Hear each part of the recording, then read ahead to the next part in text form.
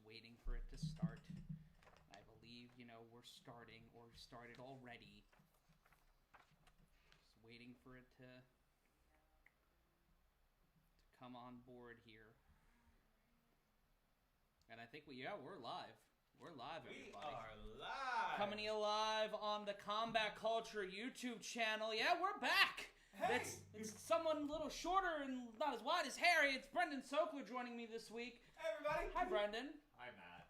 You are excited to be here, Oh, buddy. I am fucking pumped. We can say that, right? Yeah, we can say fuck. We can say fucking. Yes.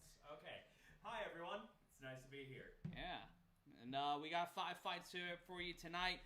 Shout out to Matthew Kirschbaum watching us live on the Combat Culture YouTube channel. Shout out to Stephanie Sotilli, who's our moderator here tonight. Thanks, Steph.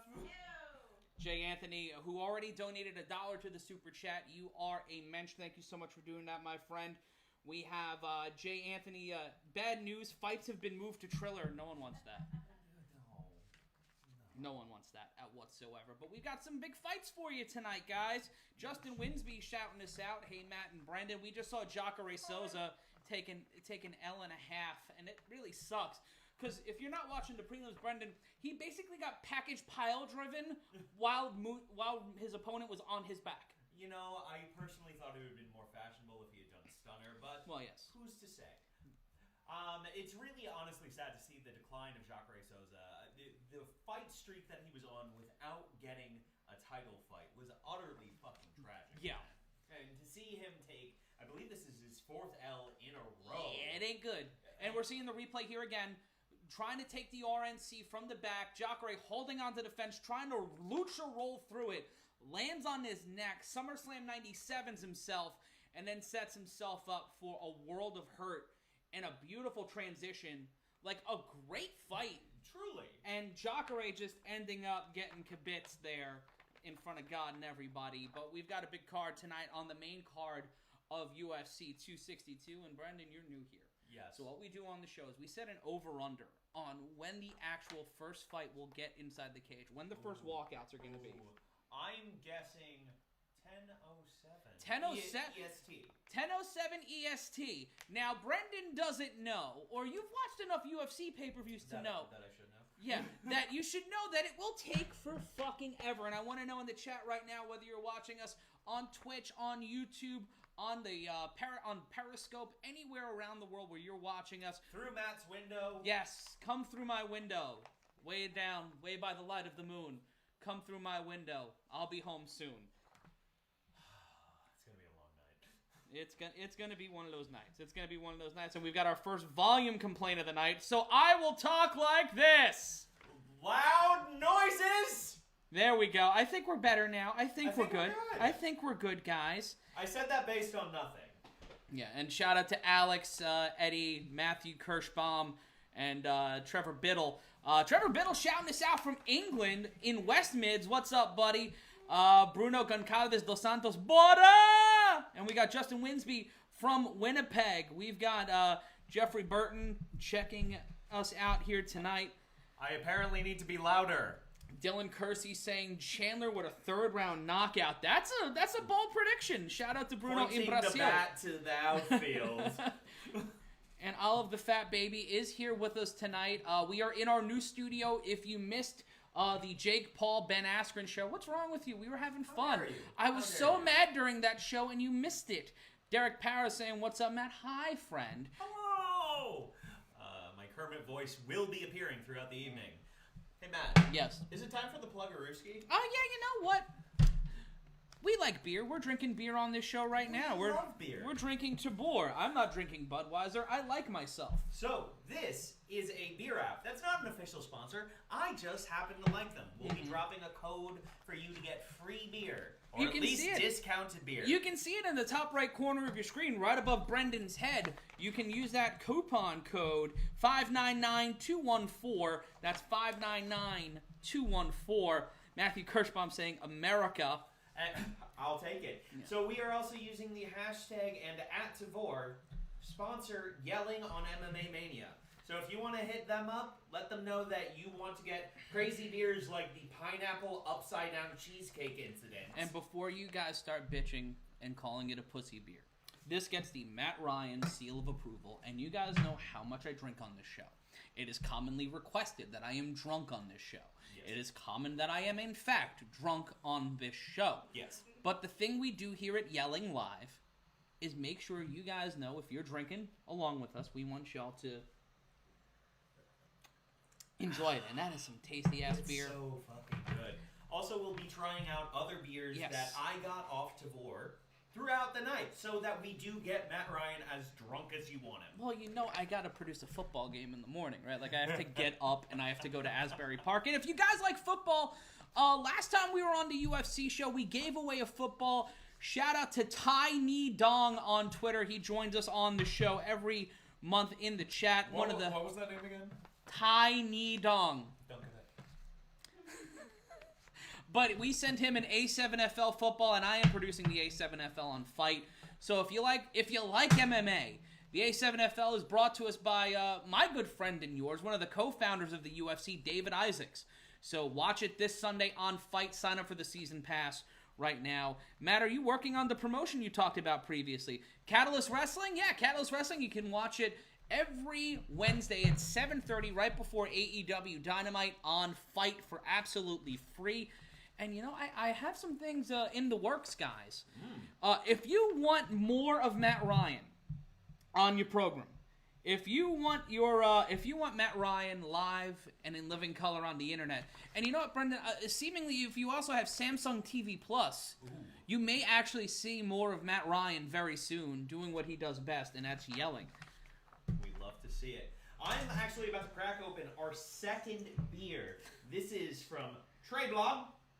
It is from their barrel series. It's a pecan pie beer. Ooh. Aged in brandy barrels. That sounds amazing. Alex Eddy is the one that suggested 5 hours ago in the chat that I be drunk for the broadcast. Yes. Well, this has 14% alcohol by volume, so we'll get them there. Steph, you want some beer? Yes. Great. The answer will always be yes. Great. Gonna move that towards you a little bit more, pal. Oh, fuck me sideways. That's good. Yeah. And this is the kind of atmosphere we have on the show. They're saying you're a mute mime. I think it's the microphone being a jerk. So I'm gonna fix that, and that should be good to go. I am a Muppet, not a mime. Yes. How dare you? Don't say that word. He will come. What, Muppet? Don't say the word. Say the word Muppet. Red Skeleton? Yes, Red Skeleton. Biggie Smalls, no, if you don't know, Danny White allegedly is in charge of the show now. Oh, Jesus, fuck. Yeah, and I've not seen him since I've moved. Right. But I know he's out there. He's always out there. The last time we saw him wasn't good. No. I think he might have started a super church. That's terrifying. It's better than a mega church. It's like the cousin of a mega church. Is it like a fight church? Remember that? That was a thing. And why not Ramirez saying, I live in Atlanta, so I already see as much Matt Ryan as I can see. I'm sorry. It's a beautiful thing. And guys, be nice to Brendan. Be I nice know to the me. inclination is beat up the new guy. Steph. Thank you. Or I will block you. Yeah. Alan Epstein, hopefully the dog is still with you. She's around here. She's just meandering around the studio. She's defending us from Dan A. White. Yes. And also, guys, if you want me to do my freak fights, I have some meetings coming up with some people about some things. And if you know what the words YMB mean, this is one of those situations. And I want my freak fights. Young and I'm going to monkey get my freak balls. fights. No, close though. I'll tell you off the air. And shout out to PJ Simpson, who is Tiny Dong on Twitter, donating $10 to the cause. $10, You are baby! a mention, sweetie. Thank you, PJ, for doing that and being a part of Yelling Live here on Combat Culture and across the Combat Culture Network. I like that. Yelling Live. It's good. That's good. Like, it makes you think of like a gorilla holding a baseball bat. I tend to think of gorillas holding baseball bats whenever I hear loud noises. Well, that's because of that Bugs Bunny cartoon from many moons ago. I've been traumatized for life. Harry's not with us this show. Brendan's joining us this show. But you can still follow Harry all across social media.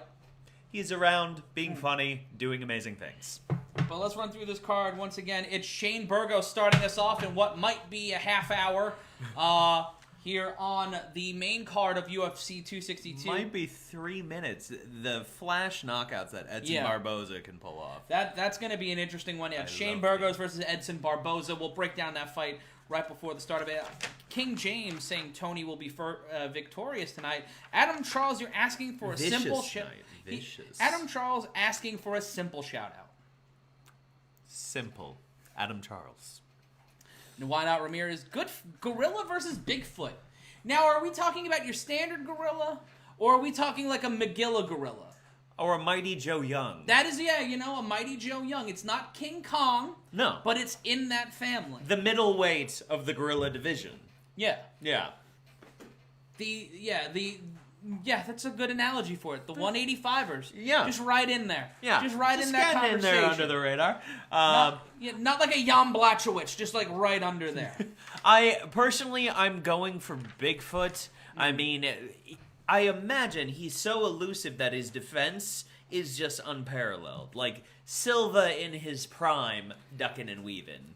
That's a fair one, but I gotta give the gorilla a little bit of a height advantage. Whenever we think of Bigfoot, we think of him as what, like 6'5", 6'6"? Oh, I always think of Bigfoot as like 9 feet tall. But I haven't watched that Hulu documentary about, But that's the thing is like we know how big gorillas can get, and an idea of mythical gorillas such as a Mighty Joe Young. Yeah. Or your got your King Kongs. Yes.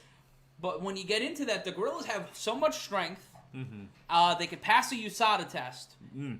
And it's more of the, just making sure that's how it goes and just keeping it together. And if you guys are saying it's pixely, we're trying a new camera system tonight. So some things we're trying to get used to it. We have new lighting. We have new stuff. So as we build this show out. We may be talking gorillas and Bigfoots, but bear with us. Yes. Because we're still getting a new studio set up here. PJ Simpson saying, anyone on Dubronx tonight, or is that just me? Yeah, this main event tonight, Michael Chandler versus Charles Oliveira. I can't call it. I was on SBR with Lee Martin, our good friend Lee Martin, on SBR picking the UFC fights this weekend. And shout out to Jeffrey Burton, who donated $2.99 to the cause. You're beautiful. We love you. And the 86er, hey buddy, good seeing you. Glad to have you here with us. There's always a guy who's always in the chat, but it's so hard. But yes. I picked Michael Chandler. You picked Michael Chandler. I picked Michael Chandler. Even though most finishes in the UFC tied for it in Charles Oliveira. Former 3-time Bellator champion. You can't argue with stats like that. You can't argue with stats like that. He went up against both Pitbull brothers. Yes. Patricio and Patricky. And I have interviewed the Pitbull brothers before. And if you bring up Michael Chandler, you might as well have called their mother a whore. Do they go off the leash? Yeah. Get out of my house. We have fun here. No, my heart and head have been flip-flopping all day on this because also Bronx. Come on, he's New a York. bad motherfucker, man. And the co-main event too, Beneil Dariush versus Tony Ferguson, and Dariush is the favorite walking into the fight, which is madness considering how much Tony was streaking. He seemed unfuckwithable, as the youth say. It's really something wild, but Dariush has been showing up. Dariush is a bad motherfucker. Ferguson coming off of 2 losses back-to-back, ending one hell of a winning streak. But it's hard to go up against Dariush in that. You know what? I got a spicy take. My money might be on Ferguson. That's fair. I'm never gonna say you shouldn't bet on Tony Ferguson. I would be an even bigger asshole than I am now if I said straight up, do not pick Tony Ferguson. I am going to bet some of my Dogecoin on Tony Ferguson, but the way I feel about the outcome of that fight is just as volatile as my goddamn Dogecoin. That's fair. Yeah. That's fair. And Justin Winsby saying, and if he doesn't, said Tony will win tonight, and if he doesn't, I'm going to be sad. Well, I hope he considers that at the very least. Yeah. And let us know what time you think the main card is going to start tonight. It is officially 10 o'clock in the Eastern Standard Time Zone here at the studio. I'm feeling way less good about my 10:07 prediction. Right now, you know what? I'm going to say 10:14. Ooh. spicy. This beer is so fucking good. Really? If you kids are not logging onto Devore and getting yourself the craziest fucking craft beers, you're just making a mistake. And that is TAVOUR. That is Tavor, and you can use the code 599214. That's 599214. Get a little money off. Get cheaper beer. Maybe even get a free beer. I don't know how much the discount code is because they're not an official sponsor yet. Yes. So fucking tweet at them so they get us more beer so I can get Matt Ryan drunk. Yes. Damn it. Get Matt Ryan drunk. That's the hashtag of all hashtags this year. Those who have been inquiring about Olive the Fat Baby, she Yes. is underneath the table and letting us know what's up. And you can follow Olive on Instagram at Olive the Fat Baby. Shout out to Tyler Lee donating $5 to the cause. Too lit, saying, I felt that Tony was off in the Gaethje fight. I'm happy and hoping he's getting back to his old self. That's a fair question. It is a fair question. I personally, in my heart and in my head, believe that Tony Ferguson is the type of fighter that watches tape, that really evaluates what has happened in his last 2 losses, and hopefully has gotten his head on straight. Maybe talk to a sports psychologist. We don't know what necessarily has Tony losing, but honest to goodness... Well, he's going up against guys like Justin Gaethje. Yeah, it's not like he's facing tin cans. It is killers that he is fighting. Shout out to Simon H. donating $10 to the cause. Yeah, and that other loss to Charles Oliveira, to Du Bronx. Yes. So that gives him a big edge walking into the fight with Chandler tonight. He went up against Ferguson, a former interim lightweight champion. Yes. A legit killer at 155. Shout out to Billy Vaughn from Liverpool shouting us out tonight. And Simon H. donating $10 to the cause. Thanks, Simon. We love you. I'm excited for these fucking fights tonight. Tulit saying he didn't throw any of his weapons, though, is all I'm saying. He felt off in super reserve, but that could also be bouncing off of that loss. And also, let's remember the fact that he was snake bitten so many times in his quest for the 155 title, and that injury before the Khabib fight, right before Guardrail Gate, was a big problem. I mean, and I can imagine, and this is just me extrapolating, but Tony Ferguson might also be a bit of a superstitious man. He's not Duck. He's got a lot of strong beliefs and things. And I'm wondering if, after all those times being snake bit, if he was starting to really just doubt maybe the world's fucking against him. That is possible. Like, that is definitely possible. When you have the type of freak injury that he had, it's gotta honestly mess with your head. And speaking as someone who's had a leg injury, it's not something you recover from easily. It is something where you are doubting your movements in ways after for years. So it is really probably a matter of him getting his confidence back and getting a big win, which I think he is going to get tonight. And also, Brendan, you got your injury mule kicking, so you understand better than anybody walking into a situation where you feel like you can't win, but you try it anyway. A mule. Yeah. It's really not a good thing. Animal cruelty is bad. It is. I was drunk. I regret nothing. One hell of a St. Swithin's day. C4 San Diego saying Tony going to make the news after he retires. That's a little harsh. Not happening. Not great. Not a great thing. But that we've seen Tony Ferguson have mental health issues in the past. I believe he's recovering from that, and that state of mind he has to go into. It's kind of like Mike Tyson when he stopped fighting. Yeah. And he's like, that part of me, that warrior inside of me, it didn't come out. Right. And I don't want it to come out, because when that happens, bad things happen. Right. That'll fucking be. Philip Y saying Tony went back to the basics, and that is possible. Dana White privilege. Yeah, Tony Ferguson said at the press conference, Dana White privilege. It's a good one. It's clever. It's clever. I like it. Much like I like John Anik's mustache. I think we gotta respect the game. He's got mid-2000s third baseman face. Truly. Yeah, like, he looks like a young JT Snow. He looks like Rafael Palmeiro wishes he could. Oh, that's a good one. Thanks. Tyler Lee saying, I'm watching Mick Foley and Wade Wilson. So, I'll take it. first fat joke of the night. Drink. Mazel tov. Mazel. Pecan pie, brandy barrel aged. That hot sounds fantastic. Diggity fuck. And- Oh, Matt, you're. Take the final sip. Have some beer with me. Some other beer. More beer. Jay Anthony asking, didn't watch the press conference. I have a life. We have like it's nothing against watching UFC press conferences. It's just my life lately has been Cuckoo banana pants. yes, and we're muzzle. Shout out to Steve Foley saying the new sound of the UFC. Matt Ryan, C4 San Diego donating $5 for the cause. I missed Nate and Leon on this card. Oh my God, we were denied Nate Diaz and Leon Edwards, and that is infuriating. It's a real boner killer. Yeah.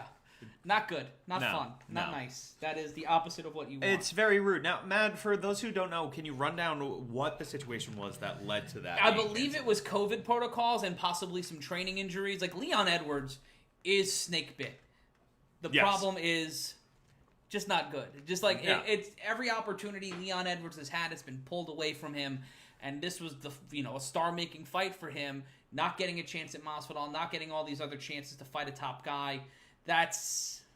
It's unfortunate because he's got the look, he's got the power, he's got the prowess. He is really quite a contender, but isn't that fucking good? It's really good. Oh, it's really good. Get your shit on Tavor. Use our discount code. It's sexy. But Leon Edwards is the real fucking deal if he can get past luck. Yeah.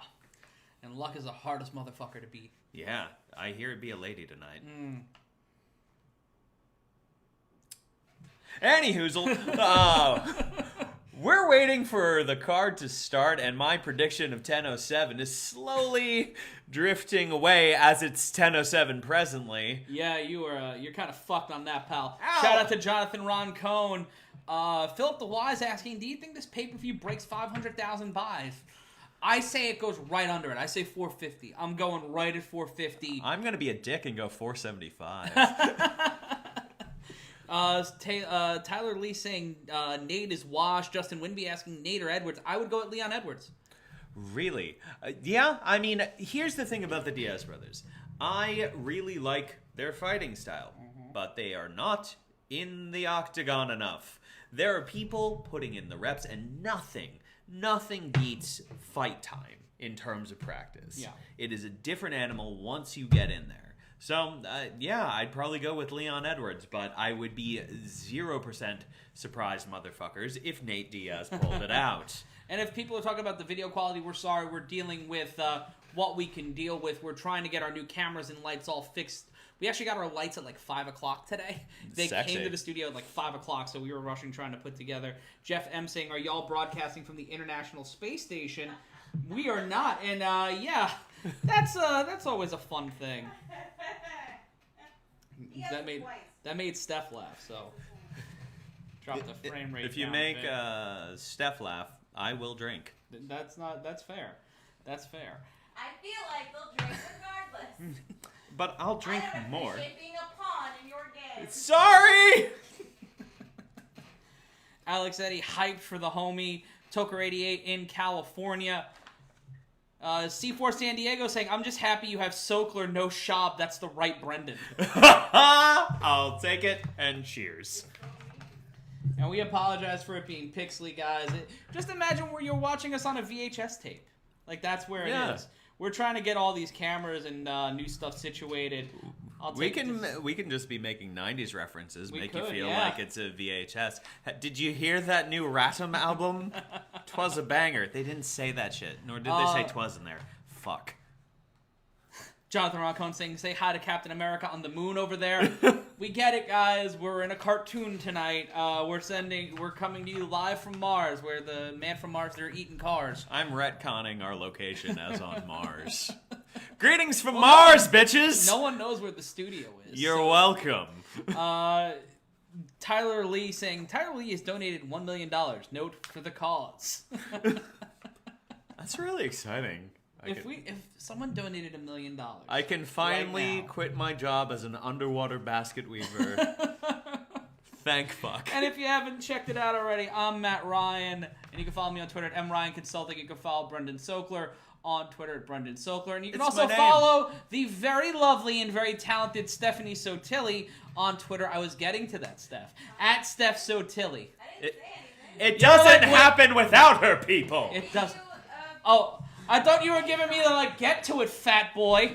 There's a Mars pillar that is blocking Steph Yes. from our eye line. Yes, as in our we are open on concept Mars. space colony.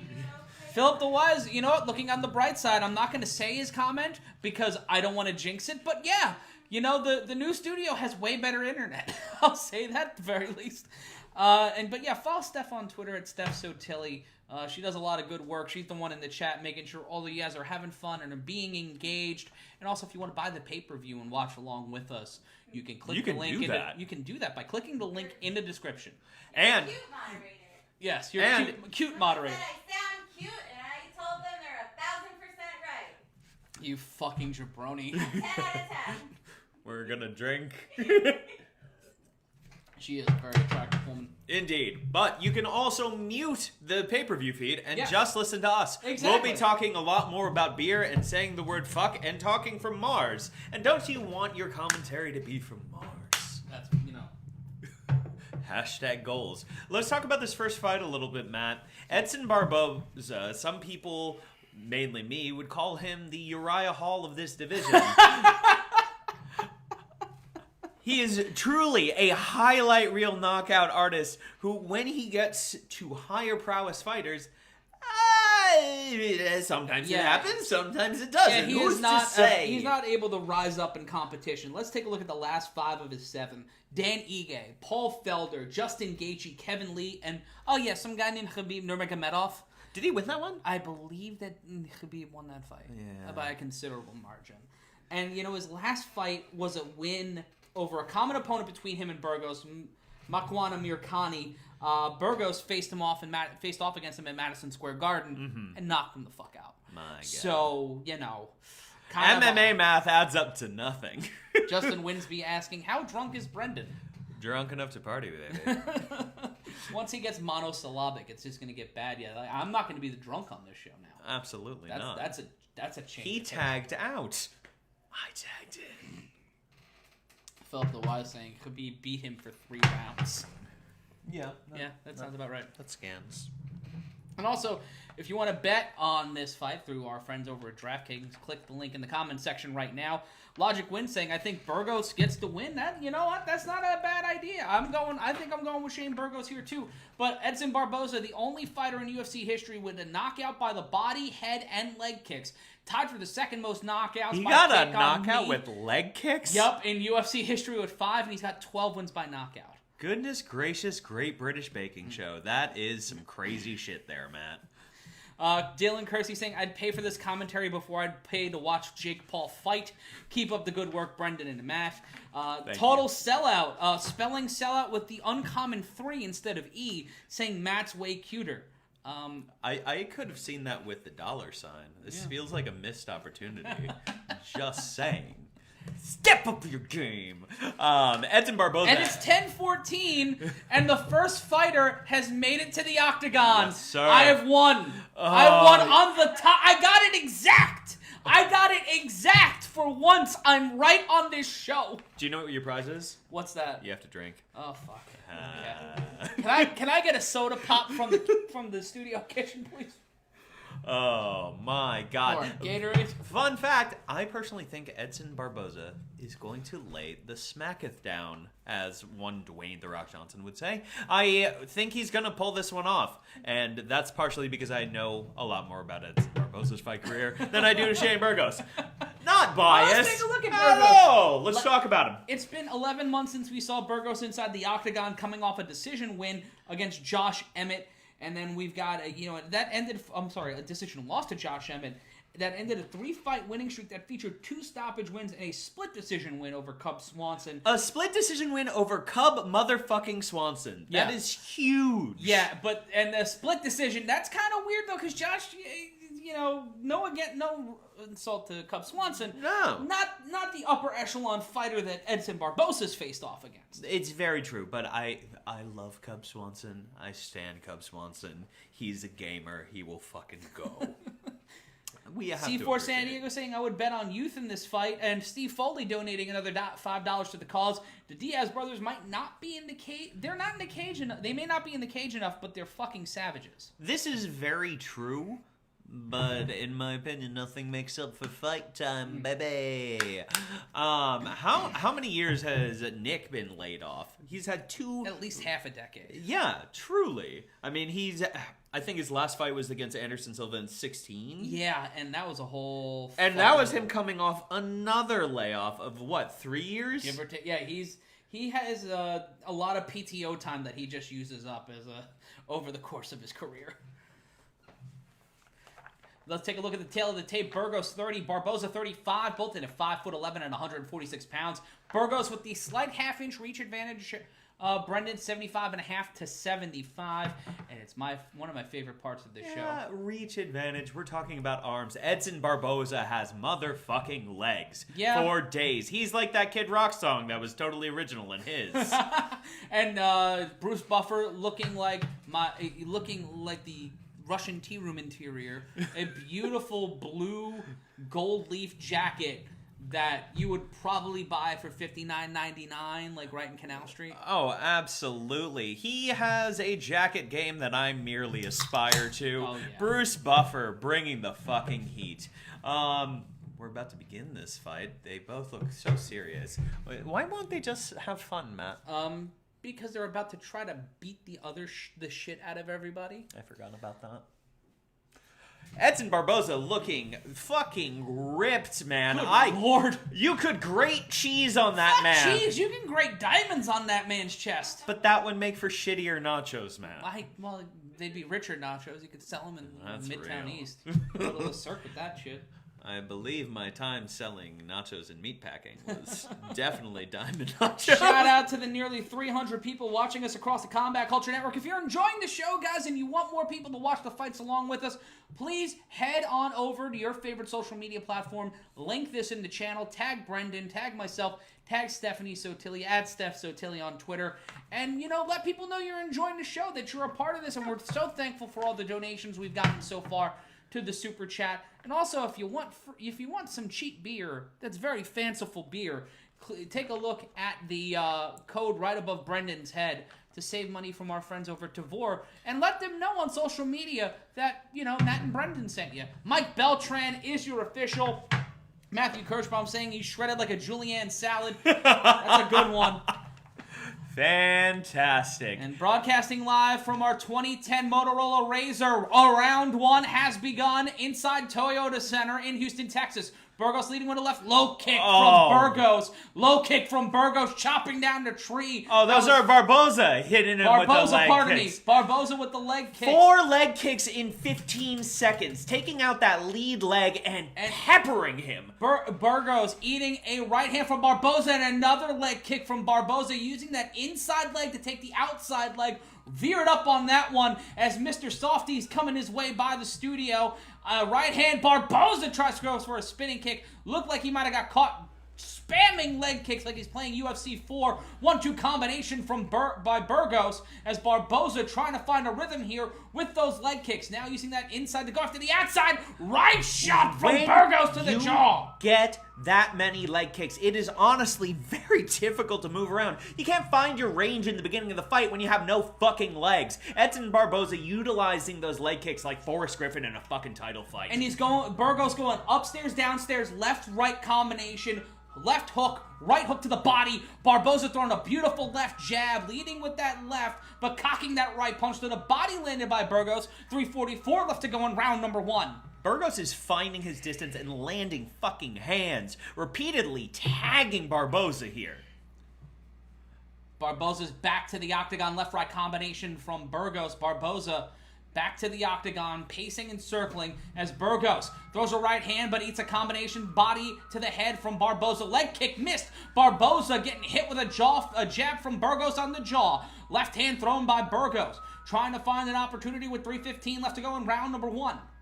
We are watching a fucking war right now. We have 2 guys that are absolutely landing on each other. That left jab from Burgos. Barboza going for a quick 1-2-1 combination. Spinning back heel kick. Caught by Burgos. Up against the cage. Barboza pressing up against the fence now, trying to find a way out of it is Burgos, who had Barboza against the fence, but that right arm slipped into a dangerous spot. Another leg kick by Barboza with 2:47 left to go in the round. So elusive, you could not hold him up against the cage if you tried, which he did.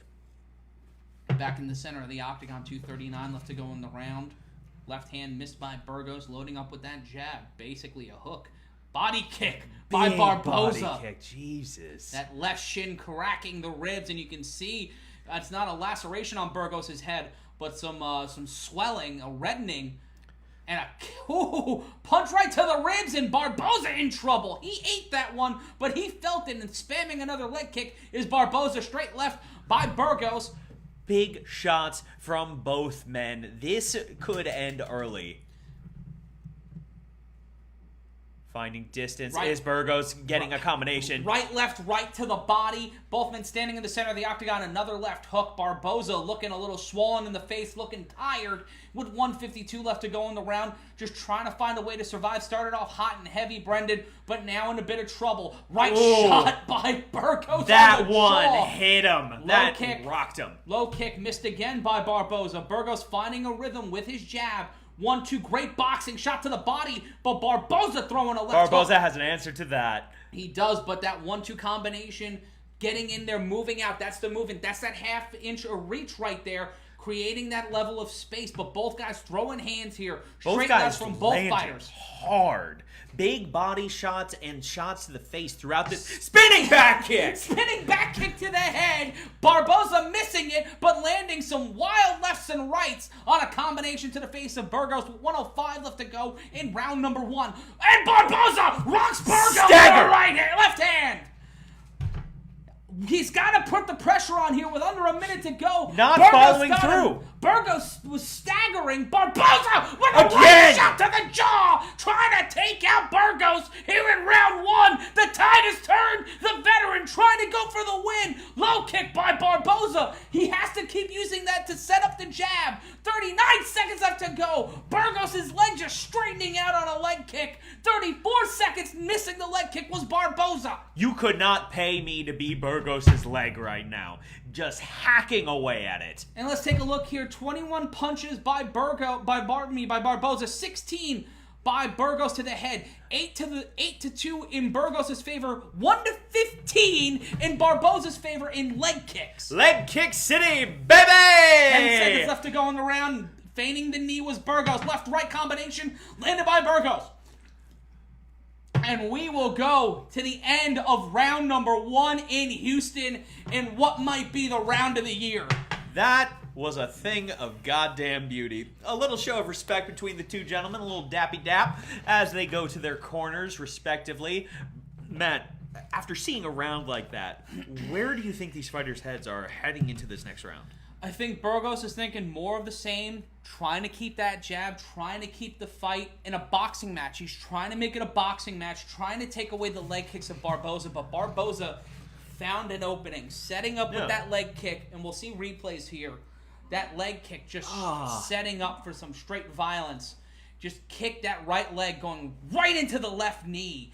You know the problem of boxing match mentality in an MMA fight is there aren't leg kicks in boxing. And if you stand like a boxer with that lead leg exposed, I feel like this is the in vogue thing in mixed martial arts right now, is the leg kick, because we figured out if you take their legs, you take their movement. You take their movement, they're yours for the picking. Pretty much, yeah.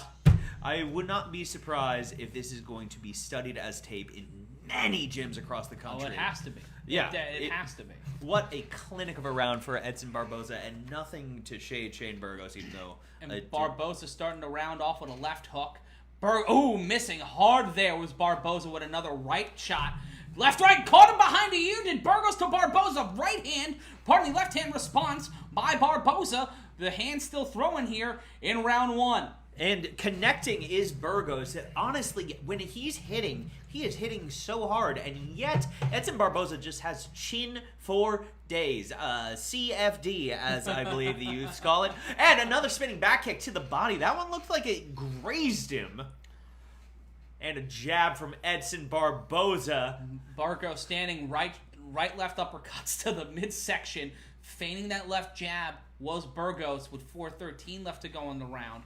Quick left-right combination there from Burgos and Barboza, just throwing hands here, being more cautious here in the early part of round 2. Overhand right, met by a Burgos left uppercut, right uppercut. They are finding a certain elusivity that they did not find in the first round. A bit more tentative in nature is this round comparatively to the last. But we still have 4 minutes or so left in the fucking round. And they could be launching bombs by the end of this. And shout out to Trigger D in the chat. So glad you're with us, buddy.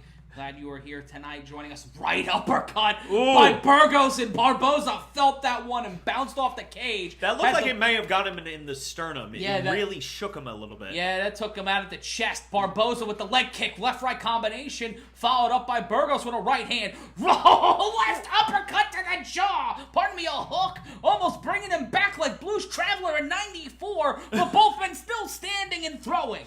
You fucker. Big shot. Straight right from Burgos. That set up right there.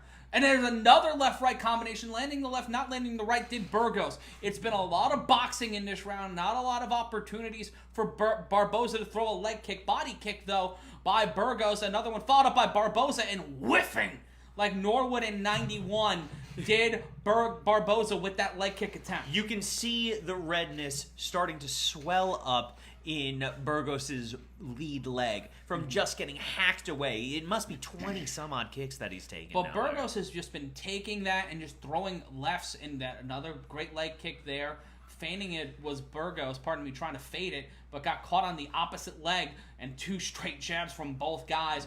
Throwing some big hands here with 220. A leg kick from Burgos, trying to change the pace of that part of the fight.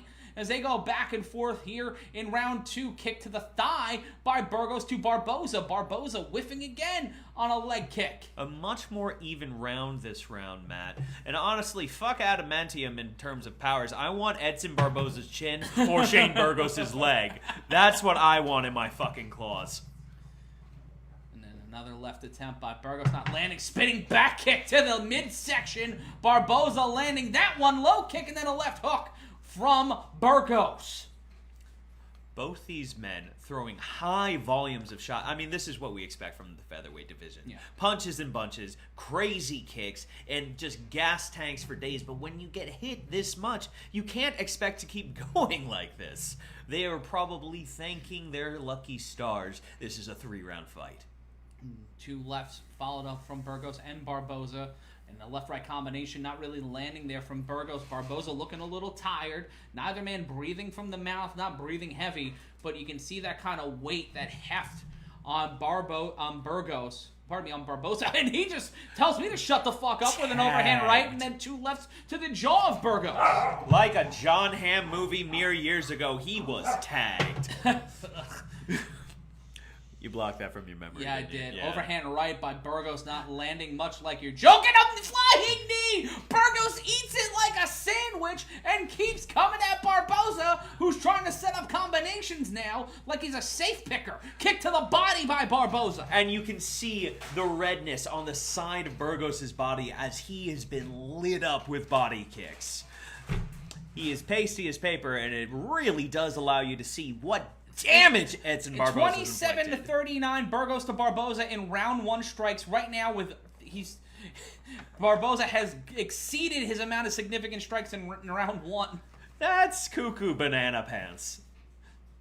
Sorry again for the people complaining about the picture. We are dealing with not big spinning back kick. Spinning back kick to the head, blocked by Burgos. Barboza still trying to stand and trade.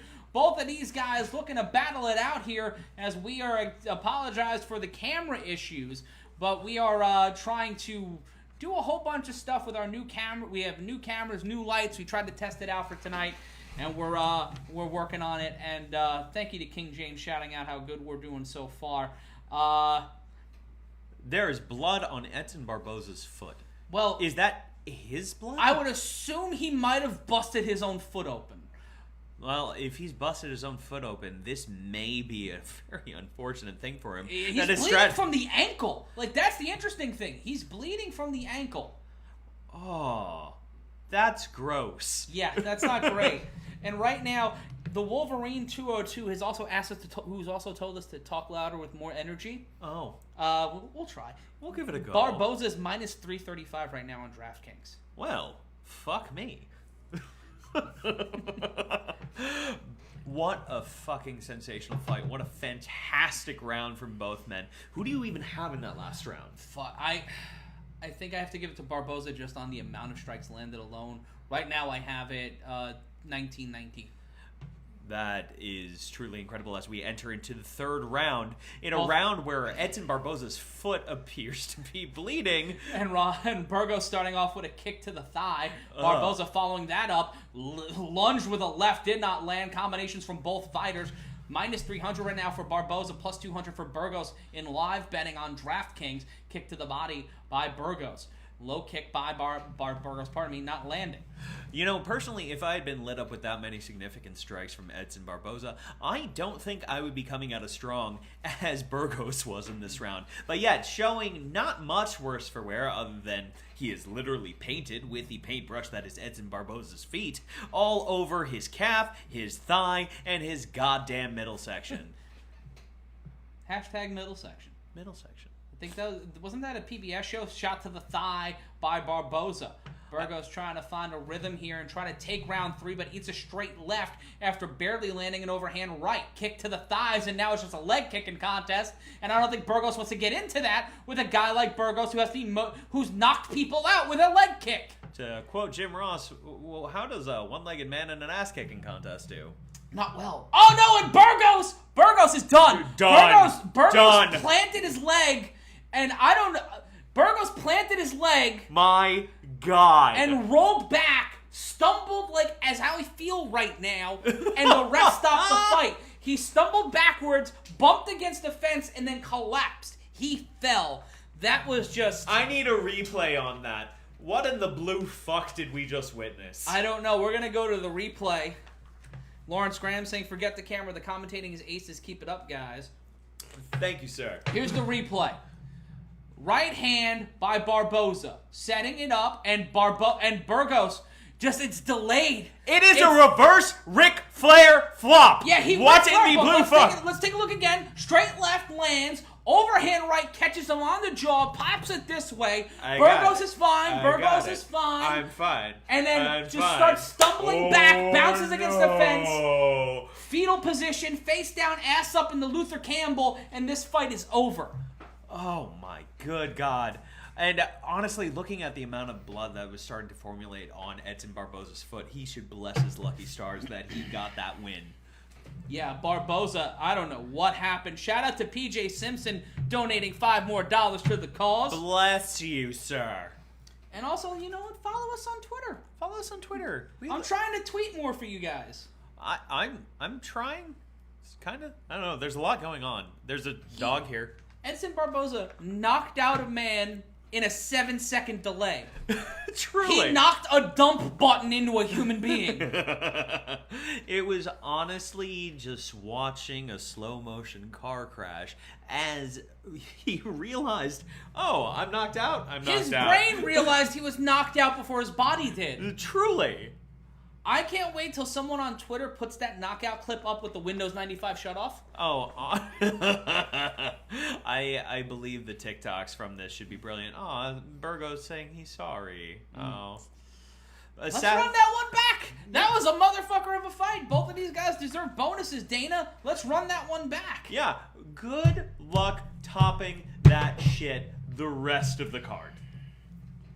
And a TKO victory but keep for watching Edson the Barboza. Rest. Yeah. Yeah. Yeah.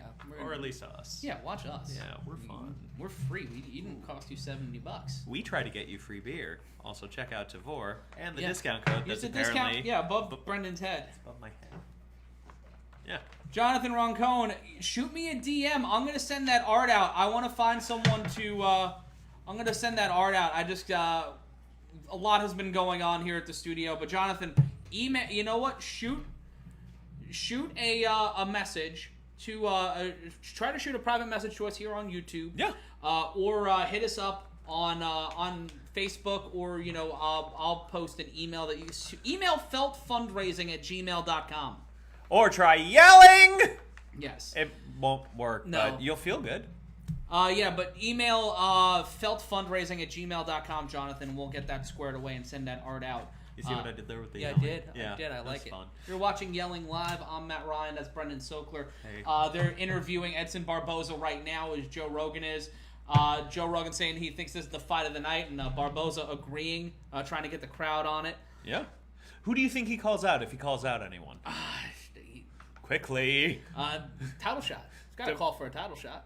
Ooh. He's Edson Barboza. He just went, I have 3 wins, I assume. I don't know.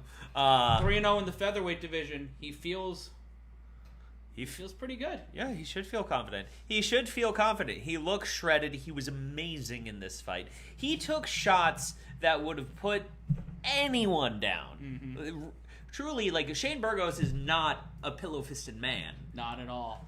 And let's take a look at the chat real quick. The 86 are saying, I'm putting money on Tony. He's won me so much I can't turn my back on him now. Trigger D saying, Tony is undefeated in his last 12 fights in front of an audience. That's fair.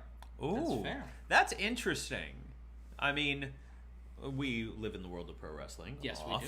And there's truly something that happens when you get invigorated with that adrenaline of an audience. Maybe Tony Ferguson is just that type of fighter that needs to It's entirely possible. It is entirely possible that is, a huge thing for him. He really feeds off the crowds, and Trigger D is right. I mean, personally, when I do this on my own in my apartment, very sadly, it feels a lot less good than when I'm doing it here in front of you all. Yeah, it's how we get down here. First fight of the night is done. We've got 4 more for you here tonight. Coming up next, Juicy. Katlyn Chookagian versus Viviane Araujo. So, chat me up about this, Maddie. What we got? Shaw's Daniels saying, please recognize Brendan. Oh, that's nice. And also making sure that we have the correct spelling of my name. Yes. I appreciate you, Shaws. Nice. And Jonathan Roncone donating $10 to the cause. Uriah Hall! The Edson Barboza of the middleweight division. Streaking, baby. Dressed basically like Florida Stanley. Oh, absolutely. You know what? In my 4 years at University of Miami, I dressed that way. Never. Derek Lewis on screen right now. God, I love him. He could be my friend. I'd like that. Coming up next, we have a big fight and we have a big beer because I'm out, so I'll be back. Katlyn Chookagian, 15-4 with the 5th highest strike rate in UFC flyweight history. 4.36 strikes per minute. Trigger D, shout out to the U. Hey, Brendan, didn't you go to the U? I did go to the U. It's great to be a Miami Hurricane. John Anderson saying, you're looking different tonight, Matt. What did you do? Yeah, no one noticed. I got a haircut and shaved my beard. Like, I got a goatee now. There was an edict from down on high that Matt looked more fuckable on camera. And yeah. Lo and behold. Ta-da.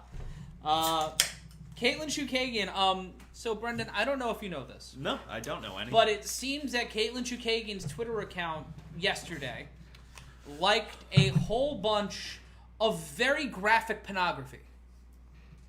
Not where I expected that to go, Matty. A lot of pornography. What kind of pornography? The traditional, traditional pornography. There is no traditional pornography. Tradition. You know it when you see it. That's a very heteronormative way of thinking. There is no traditional That's fair. pornography. What most cisgendered people would consider to be normal pornography. Capitalism. Yes. Great. Tijuana Horse Show. My nickname in college. No, not. Let's not get that rumor started. Maddie, I'm cracking into a Bistro Grande pink guava banana smoothie from Energy City Brewing. Is that a beer or is that just a smooth? Did you go to like a 24-hour fitness and get a smoothie and come back? Yes. John Anderson lives right around the block from Katlyn Chookagian. Very cool. Well, hot diggity fuck. Ed English saying, Matt, just do your broadcast alone? No. I like having my friends, and watching a fight and yelling at a camera by yourself is appealing to a point. This is Brendan Erasure, and I will not stand for it, which is why I'm sitting. You really do have that, like, I'm excited to be here energy, and I love it. Yeah. It's fun. I'm having fun. This is so good. Oh my god. Kids, check out the fucking discount code above my head. Gets free beer. It's amazing. But Matt, how is your pecan pie beer treating you? Good. It is very good. With that apple brandy barreling. Delicious. It is quite good. We love it. What a hell of a fight, and what a hell of a fight to follow. All right. But yeah, Katlyn, Chookagian, and everybody on MMA Twitter was very confused by why did this woman on a very public verified account, at Blonde Fighter, by the way, Steph, if you want to see if those likes are still there. I'm doing it. I mean, right there has been a history of fighters saying that in their regime They do. leading up to a fight, sometimes they have a lot of Yeah. They don't like doing that. Yeah. So, no, could be her scene. It could be, and you know what? It's just very random that someone just started doing that, and I also believe she was hacked because it was she was liking tweets that were burying her. Oh, yeah. No, Oh that's my god, sorry. Oh. Is it still there? Oh, can you see that from there? Hell yeah. Merry Christmas, everybody. That's a lot. I don't use Twitter that often, and I mean, she should to fix this. didn't know you could see that on there.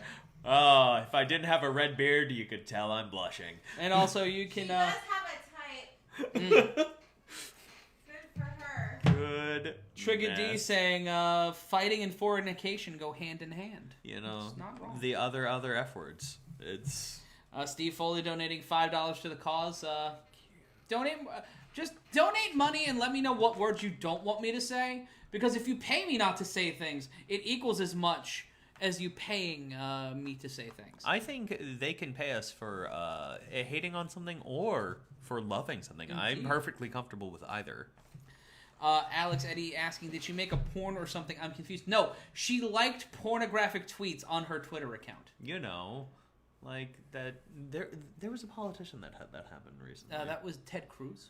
Yeah, good. Good. Yeah. Couldn't happen to a nicer And blobfish. Eddie Munster with a really bad beard. Like, it's not even a political thing. I just don't like his face.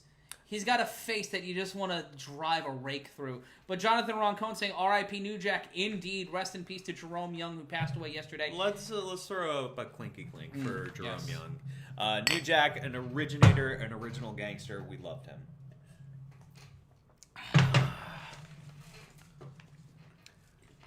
And the fighters are making their way to the octagon. We are going to get down to action in a few short minutes.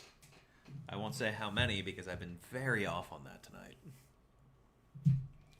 And if you want that code to try Tavor, it's 599214. That's 599214. And they are not an official sponsor. I just fucking like them and like their beer. So, tweet at Tavor. Tell them to sponsor Yelling on MMA Mania. Please do. And the hashtag is sponsor Yelling on MMA Mania. And that is Tavor, Tavour. It's like tasty and you devour it. Yeah? Yeah. Yeah. But Viviane Araujo, back-to-back wins, finished 7 of 10 wins, 3 knockouts, 4 submissions, a Brazilian Jiu-Jitsu black belt. She is 7-1 in her last 8, currently on a 2-fight win streak. She got decisions over Roxanne Modafferi in January and Montana De La Rosa back in September. Last loss was a decision to Jessica I. Last stoppage was in her UFC debut with a third-round knockout of Talita Bernardo at UFC 237. She is arms for days. Goodness gracious. I'm very excited for this one. I mean, I'm excited for all these. I'm excited to be here, everybody. This is going to be a good one. And speaking of beer, Alex Eddie saying, I miss Sandman, ECW Wall of Famer there. Indeed. You know, at one of the last Impact tapings, Sandman poured beer in my mouth. Nice. I can die happy. That's a high bar. I've called a Sandman entrance before, and it was a really cool feeling. That's really nice. Yeah. I'm happy for you. Thank you. And Jonathan Roncone saying, Matt, have you watched 68 Whiskey? I have not yet. I have like 90 other shows I have to get through. But And that's due to our love of MASH on the show. We have brought up MASH very consistently. Never seen it. You've never seen MASH. You've never watched one episode of MASH. I just started watching Cheers recently. It's pretty damn good. Are you a Mormon? Maybe. Did you not own a television? No, I owned a television. I just never saw MASH. But also, if you want to add in the chat, what are you sipping on tonight? Yeah, let us know what you're drinking. Yeah. Katlyn Chookagian, second most significant strikes in UFC flyweight history, tied for the second most wins in UFC flyweight history, and last seen getting a decision win over Cynthia Calvillo at UFC 255. She's 4-2 in her last 6, Brendan. Okay. With losses to Valentina Shevchenko and Jessica Andrade. Wins over Antonina Shevchenko, Cynthia Calvillo, Jennifer Meyer, and Joanne Calderwood. A win over a Shevchenko? That's a pretty good one. Goodness. And all of her pro losses have come in the UFC. She's knocked out 2, submitted 1, 12 decision wins, knocked out twice with 2 decision losses. Drink D is drinking Jim Beam. Good on you. Good on you. I did a tour of their distillery once. It was delightful. Nice. But not fighting cans. Neither of these women facing high levels of competition, and we are expecting a goddamn banger. Let's take a look at the tail of the tape. Chookagian 32, Araujo 34. Chookagian with a 5-inch height advantage, 5'9" to 5'4", both at 168 pounds, and a 68-inch reach for each fighter. That 5-inch height advantage definitely going to come into play when it comes to striking, trying to utilize that similar reach. That creates a situation where both of these fighters are going to have to find ways to get in and around each other. You know, we could actually also call their reach virtually identical. Let's take a look at the chat. Alex Eddy saying, I'm sipping lemonade because I have a hangover from yesterday. That's why fair. I'm pushing so hard for Matt to be drunk for me. Steve Foley is drinking Jameson. Jonathan Roncone, his usual is a Sailor Jerry and Diet Coke. It's not bad. Not bad. I love Sailor Jerry. Tastes like cherry Coke on its own. Interesting. Spicy take. Steph, also, whenever you want, you can come get some of this smoothie beer. Oh my god. I am Shout on out a to mischief Mates bender. Pals who just followed me on Twitter. Woo! We love it. We love 86er saying Charlie Olives or the Michael. Well, I've made my pick for Michael Chandler as Katlyn Chookagian getting introduced. She is the -140 favorite via DraftKings. I mean, just to be spicy, I think I'm going to be going for Bronx. It's not a bad pick. There's a lot of I can't really pick between either person. I'm in just these going to fights be tonight. happy with whoever wins tonight. Honest to goodness, gang, I really fucking love both these God damn, fighters. there are a lot of people in that audience, and it makes me moderately uncomfortable. Just because I don't like people. That's fair. I love going to things, but I don't like being around people. I fucking love people. This reminds me of my birthday party. Yes, you do have a lot of friends. How's that? How is that? Oh, it's quaint. And here we go with the Round beginning of one. round 1. Chookagian fighting around the center, left-right combination, left to the head, shoulder, right to the body by Araujo. Araujo with 4:48 left to go, controlling the center of the octagon. Chookagian having to come to her, feigning with that left jab, trying to find an opportunity. Left landing by Araujo, one left-right combination by Chookagian not landing. Body kick stopped by Araujo as Chookagian's back gets closer and closer to the fence. 1-2 by Chookagian not landing, a left by Araujo landing. Man, high volume, high speed. I mean, this is what you expect out of flyweights, is just speed fucking killing. It is gorgeous. And just standing in the center of the octagon, Araujo controlling the pace of this fight, right to the body, followed up by an overhand left. Chookagian missing with a leg kick. 4:04 left to go. Left-right combination not landing. Or Chookagian trying to go for a Muay Thai clinch, did not land there. And now flurry of rights and a head kick missing by Chookagian. Araujo controlling the center of the octagon, spinning back kick not landing by Chookagian to the midsection. Ooh, high volumes of strike, and Araujo landing seemingly a lot harder than Chookagian is being able to pull off so far. Left landed by Araujo. Chookagian kind of going, meh, not really landing some solid strikes here. Her hands are down. Trying to go for a fucking super kick to the midsection. Did Chookagian. Tags Araujo with a left, but she is floaty here. She just feels a little awkward. Yeah, the and Young Bucks cumbersome would be in disappointed, honestly. And Araujo left, right over the top. Sorry, I didn't mean to talk over you there, Chooch. Right to the body by Araujo. Push kick not landing by Chookagian. Feigning the left, pardon me, the right was Araujo. Araujo trying to create some opportunities here with 3:06 left to go in the round. Chookagian gets a head kick attempt checked by Araujo. And an over-the-top right for her troubles. Truly, it seems like Araujo has an answer for everything Chookagian is throwing right now. Left to the ribs by Chookagian. Another 1-2 combination with the back fist. Going with the right and then the left. Another check kick by Chookagian. That combination I just spoke about by Araujo. Left-right combination missing by Chookagian. 2 straight punches that go nowhere.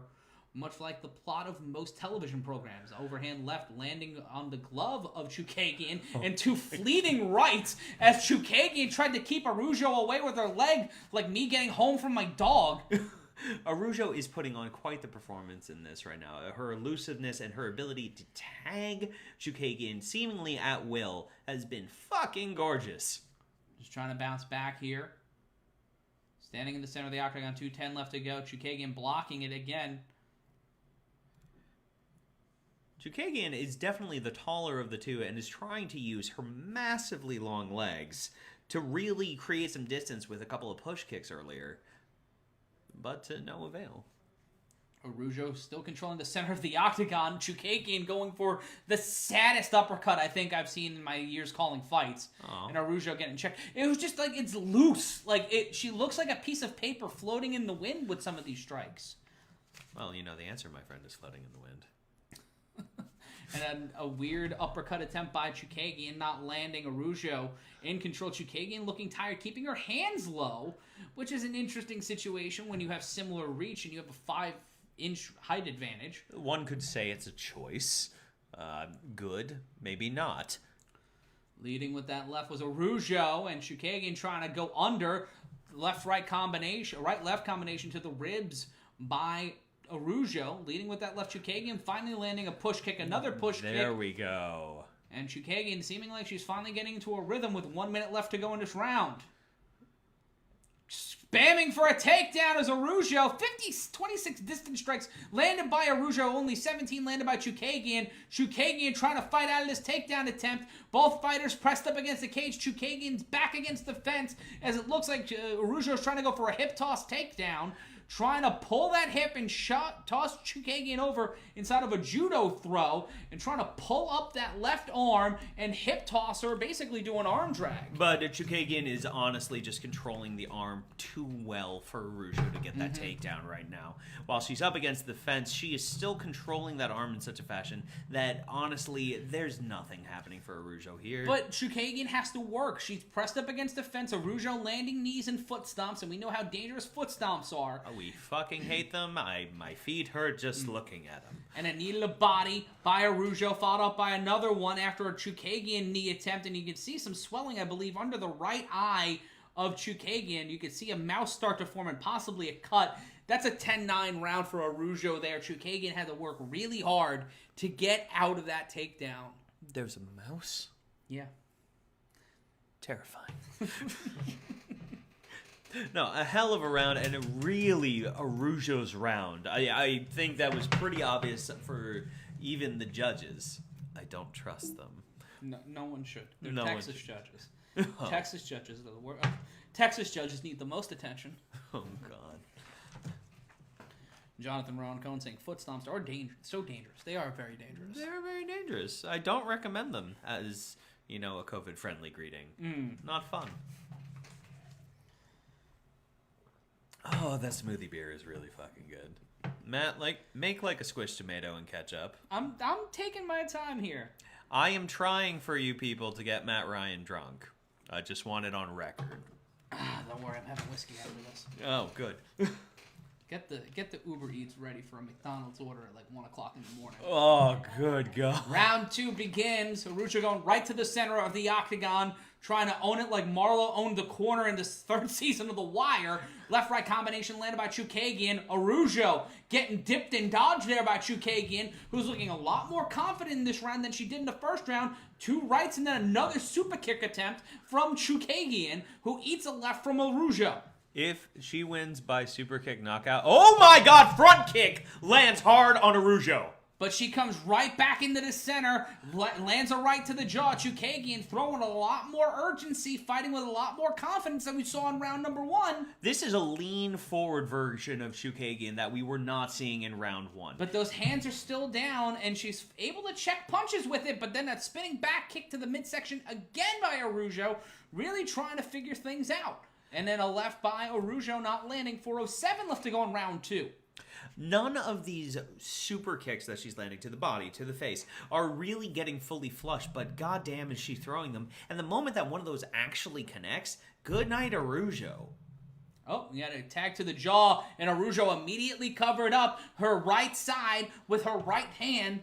With 3:46 left to go in the round, Chookagian eating a left, and now she's looking tired after that flurry. She's breathing a little heavier. She's moving around a lot more. She threw in really high volume in very different levels, and when you're contracting your body in such a fashion, it really fucks with your breathing. Single leg attempt, Chookagian on the ground, Araujo going for a back. Chookagian spins back onto her back, but now side control from Araujo after she caught a kick attempt, turned it into a single leg, and now trying to go to get to top control, but still on side control, and now it looks like a lateral press. Chookagian grapevining the right leg of Araujo with 3:08 left to go in the round, and Araujo trying to create space here or go for a submission, maybe trying to pull a triangle. It looks like a guillotine, Matt. It looks like the Brazilian Jiu-Jitsu expert has the chin of Chookagian. She's got the chin. She's pawing the chin and trying to turn over, or at least trying to turn onto her back to pull the triangle, or maybe a guillotine.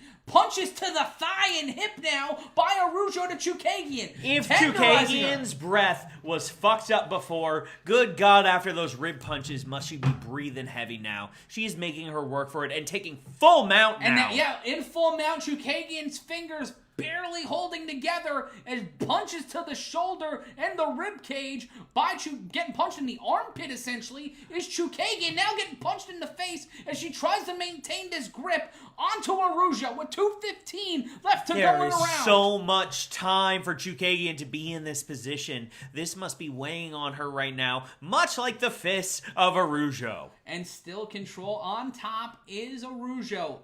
Great hooking the legs, or pressing, basically sitting on the chest of Chookagian, who's trying to fight out of this, basically trying to take Araujo to Pity City there, and trying to find a way to spin out of this. There's also a knee under the armpit. It looks like she could be going for a head and arm choke, or possibly going in for a Kimura, with the way that the arm of Chookagian is dangling out there. And Chookagian getting tired, having to work hard from the bottom here, and now Araujo going for a pin, it looked like, and Chookagian trying to fight out of this, interlocking the legs around, trying to go for a knee bar was Chookagian, and now Chookagian back on her knees feet and combinations as both fighters are back to a standing base. We have a standing fight again, ladies and gentlemen. Minute 16 left to go in round number 2. Straight lefts landed from both fighters. Left, right, overhand right, by Chookagian. Head kick attempt not landing by Chookagian. Chookagian looks tired. But so does Matt. Araujo. Yeah, putting that much top pressure on, having to wrestle her to the ground, truly will sap your arm, sap your leg, sap everything. But also fighting out from under it is also going to take the fucking wind out of you. And now we are in a stand-up battle for the last minute of this fight. And hard left landed by Araujo. Steve Foley saying the arm triangle was there, and it was, and now just getting tired here. I don't know how deep into the third round both of these fighters are going to go. They've gone to decisions before, but this is a different kind of fight for both of them. Really just in a world of trouble. Both of them very tired and basically trying to find a way to either end this fight or last through the rest of the round. Both of them dreaming of that stool in a second. My God, both of them still firing off, though. There just doesn't seem to be the same type of power behind these strikes. Because they basically had a full-blown Olympic wrestling match on the ground with 9 seconds left to go in the round. Both of them standing in the middle, knee to the body by Chookagian. But at this point, it feels reductive to throw these strikes. Both of them seem so tired, and both of them seem out of it. And you can see that swelling underneath the right eye of Chookagian continuing to grow. And we'll go to the replay here. It looked like Chookagian was out. It looked like she was trying to tap. But she was basically having... Oh, it looked like she tapped. It looked like she tapped. She was looking into the soft middle distance where theatrical monologues live and just honestly questioning her life. But truly, an exhausting round for the two of them. I really don't expect and let's much go back of this here. match. There's a tap. That's a fucking tap. That is a tap. If you I look on don't the know, replay, Matt. she goes like this on basically the ass of Araujo. It honestly could have just been a hand motion, but also that could have been a fucking tap. Yeah. We'll have to have the judges talk about this and be terrible because they're judges. Judges. Texas. Jonathan Rancone saying that's not a tap, it's slap porn. Oh, that was that Triller fight from a few weeks ago. Yeah, you ever see one of those slap boxing matches before? Yeah. Ugh. Delightful. We gotta love it. Both breathing heavy at the start of this round. They haven't even re-entered this, but Chookagian seemingly having a bit more breath under her than Araujo did. Yeah. And we stand here at the beginning of round number 3, 4:50 left to go in the round. Kick to the body by Chookagian as she tries to maintain control. Two straight low, just spamming left jabs. Left-right combination that time by Chookagian. Just leading with that left, Brendan, going over and over again, just trying to... She's repeating the same patterns, and Araujo getting tagged a little bit, but maybe trying to find a combo breaker, essentially. But this is one of the things. This is one of the things in vogue in mixed martial arts right now is that left jab. These moves that not only find range, but also inflict such damage, and in a game of points. And make no fucking mistake about it, UFC is not Pride. This is a game of points. It is quite the move, and Chookagian is finding her distance with it repeatedly.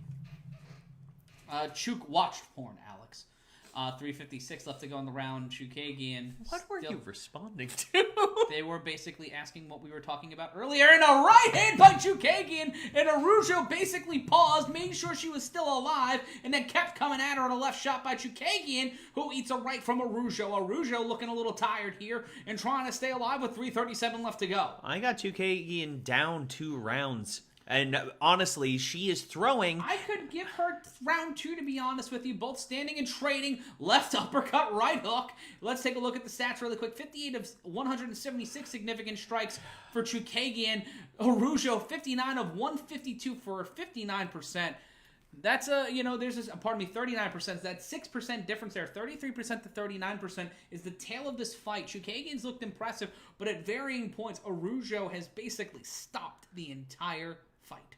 Truly. And we cannot discount how much wrestling counts in the eyes of the judges. It is something where that top control sequence that happened in the second could have been the thing that wins Araujo this fight. And we're getting the DraftKings odds right now. The live odds are 105 to minus 105 to minus 120. This is a fucking coin flip. Yep. Overhand right by Araujo, not really landing. Right landed by Chookagian. 2:33 left to go. Missing with that left was Araujo. Eating the left from Chookagian. Another left right to the right eye. The left eye. Just building up those strikes. Left hook landed by Chookagian. Chookagian in blue trunks. Araujo in black. And these Venom trunks that are very weird and look like early 2000s indie gear. Over right hand. Landed by Araujo. 2:11 left to go. Floyd Dauber asking, when are you guys going on Rogan? I'll go to Austin. I'll send do the it. flight. Send location. Overhand right.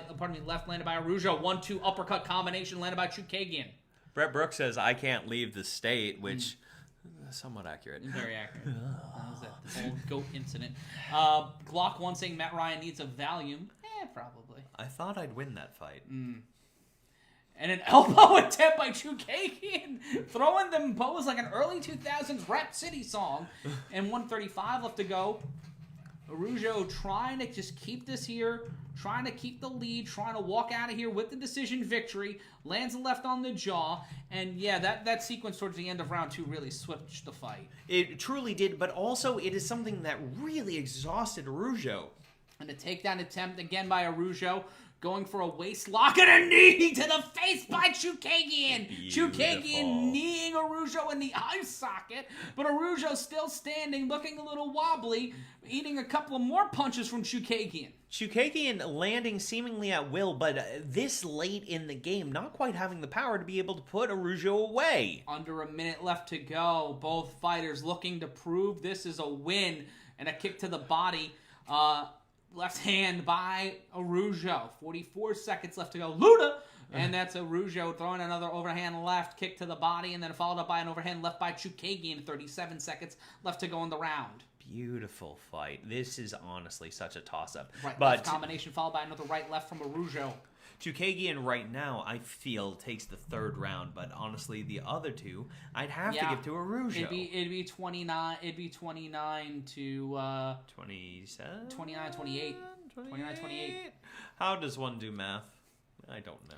And 10 seconds left to go in the round, and a shot by Araujo to the jaw of Chookagian sends her back, but both fighters keep standing and delivering. Right hand missed by Chookagian, another right-left combination, a flurry of strikes here as we will go to the scorecards in Houston. Beautiful fight. A hug from both ladies. Hot damn, what a fight. And swelling underneath the right and left eye of Araujo, who might have won that fight, but looking a little worse for wear. Whatever happened to that mouse that you said entered the ring? It went away. It was in a cape. Oh. It went to Newbridge. Mighty Mouse. Yes. Mighty Horse rocks the fat ass, I've been told, so you know. Your nickname in high school? Yes. Mighty Horse. And a shout out to Mate's pals watching us on his TV at home, watching the show, hey, man, having a beverage, repping the Colts. So shout out to you, Mate's pals, for following me on Twitter and also taking that photo of watching us here on the television. And make sure to tell your friends, follow us on Twitter. Also follow Stephanie Sotilli on Twitter at Steph Sotilli. And let's take a look at the significant strikes here. In round one, it was 22-30 for Araujo, 28-20 for Araujo in Chookagian, in round two. In round three, it was 34-24. 54-34 in Chookagian's favor. This was a matter of gas tank in round three, and honestly, Araujo really expended so much energy just holding her down, going for that guillotine. There's something to be said about it with a guillotine. Trying to use your arms like that, you can blast out your damn arms, Matt. Chookagian could get the win here, but that triangle attempt was a big story in this fight. Shout out to Tom Clausen in northern Wisconsin, Jesse Lee from Paris, Texas, watching along. And we'll go to the scorecards here. Waiting for them. Bruce Buffer looking like a fancy rug. Judges will score this one 29-28, 29-28, and 30-27 for Katlyn Chookagian at a unanimous decision. There's something about lasting images in people's minds, and Chookagian truly rocking that third round in a way that really secured it with the judges. That significant strike ratio changing in rounds 2 and 3 Truly. into Chookagian's favor really set that up because of 30-27. 30-27 is weird, though. No. You give Araujo round 1. I don't think Chookagian wins round 1 in any situation. But Texas judges. That is true. Texas judge. So, is Texas worse than Nevada? Yes. Really? Yes. In terms of athletic commissions? Oh. Yes. Really? Maybe. It's fucking Nevada. Comment in the chat. Yeah. Let us know what you think. That's tonight's topic. What's worse, Texas or Nevada? In terms of... Just in general. Yeah. Texas or Nevada? That's the game we're playing tonight. That's the game show tonight. Alan Epstein, Texas. was there a tap? Seemingly not. But PJ Simpson donating 99 cents with a pile of poop with a face. Poop is funny. Eldred Jonas saying Florida is worse. Well, it's Florida's implicit. unquestionably worse. Yeah, Florida is implicit, especially Fort Lauderdale. Yeah. I agree. Yeah. There's a dude that I really dislike down there called Chad. Hey, it's Goldberg choking out Dana White. He's hanging. Oh no, that's Matt Serra. Is Goldberg and Matt Serra looking like the Rushing nesting doll versions of each other. Truly, Dana's the smaller to Matt Serra, or the middle one between Yeah. them two. It's like it's Goldberg, Rogan, Matt Serra. It all depends how much Viagra you put in a person, then they grow. DJ Simpson donating $3 more to the cause.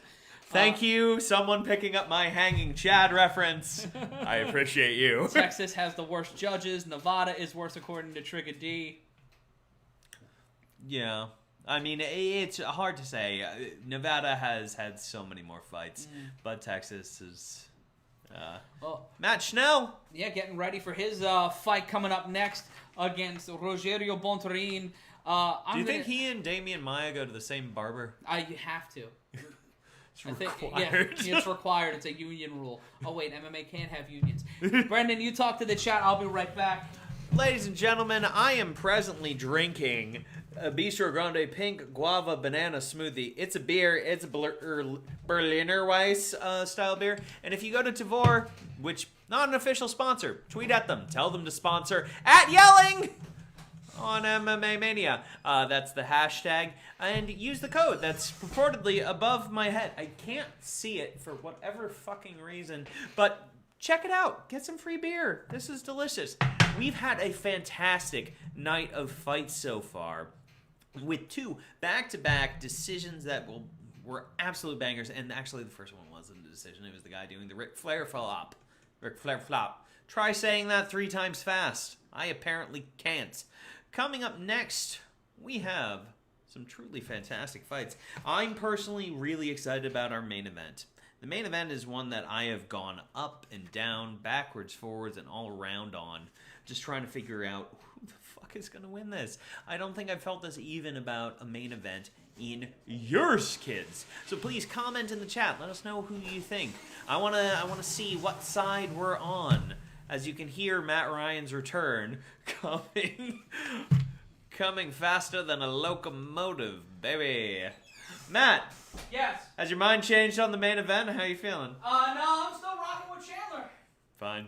I'm still with the Bronx because, you know. Look, as someone who's been to the Bronx, has promoted wrestling shows in the Bronx, and has been forced to go to Yankee Stadium, it's their fault for why I'm not picking Oliveira tonight. The Bronx has soured Matt Ryan on Charles Oliveira. And, Matt, how are we feeling about this Tony Ferguson fight? I think I'm still going to go... I'm going with Beneil Dariush. Oh, god damn it, Matt. Matt, what are you cracking into? Maker's Mark, cream soda, and a glass of 3 ice cubes.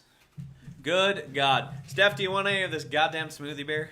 I'm still working on the second one. Okay. That's why I don't order beer twice. Yeah, no, that's fair. Nostrovia, everybody. Nostrovia. What a tasty bevy. We love to see it. And also, guys, punch the guy to your left and wake him up. I need to be woken up? Who's left? I don't know. Do we flip it in the camera? Yeah. Is that you? I think so. Wake up. Okay. Wake up. Talif Muhammad, he's here in the Czech Republic, but they won't put anything else on but Czech commentary. You guys saved the night. Well, we're glad to be here, and we're glad to be a part of this. Thank you for having us. Cheers. Cheers. You know what I want to do, Matt? Actually, I'm going to save it for later. I'm done. John Bennett saying doughy pizza is better than crispy pizza. Ooh, I don't know how I feel about that. Yeah, because that's a hard one. Because crispy pizza in my mind is a fucking flatbread. Saying it. But I like a good... See, I grew up on Brooklyn pizza. Okay. So I have a very specific opinion of pizza. I need the dough on the main part of the pizza to be a little doughy, a little chewy. I need it to have a little bit of a bounce. Yeah. I grew up in Arlington, Virginia, and grew up on Arlington, Virginia pizza. So, like, there's a doughiness that I do like to it, but more so a fuck ton of cheese. Shout out to Pizza Bowlies in Arlington. Also, L&B, Spumoni Garden, or DeFar's. That's where you get pizza when you're in New York. Absolutely. If you go to Sbarro's, go fuck yourself. Yeah. There's no original rays. This is a conspiracy theory I can get behind. There is no Ray. The Ray is not there. He does not exist. Also, if you want something to pair with Maker's Mark, holy shit, is Dr. Pepper Zero Sugar Cream Soda really good? Yeah, have a taste of that. Have a taste of that. You hate Dr. Pepper for so many years. There you go. Ooh. Ooh. That tastes like Brighton Beach. Yeah, we love to see it.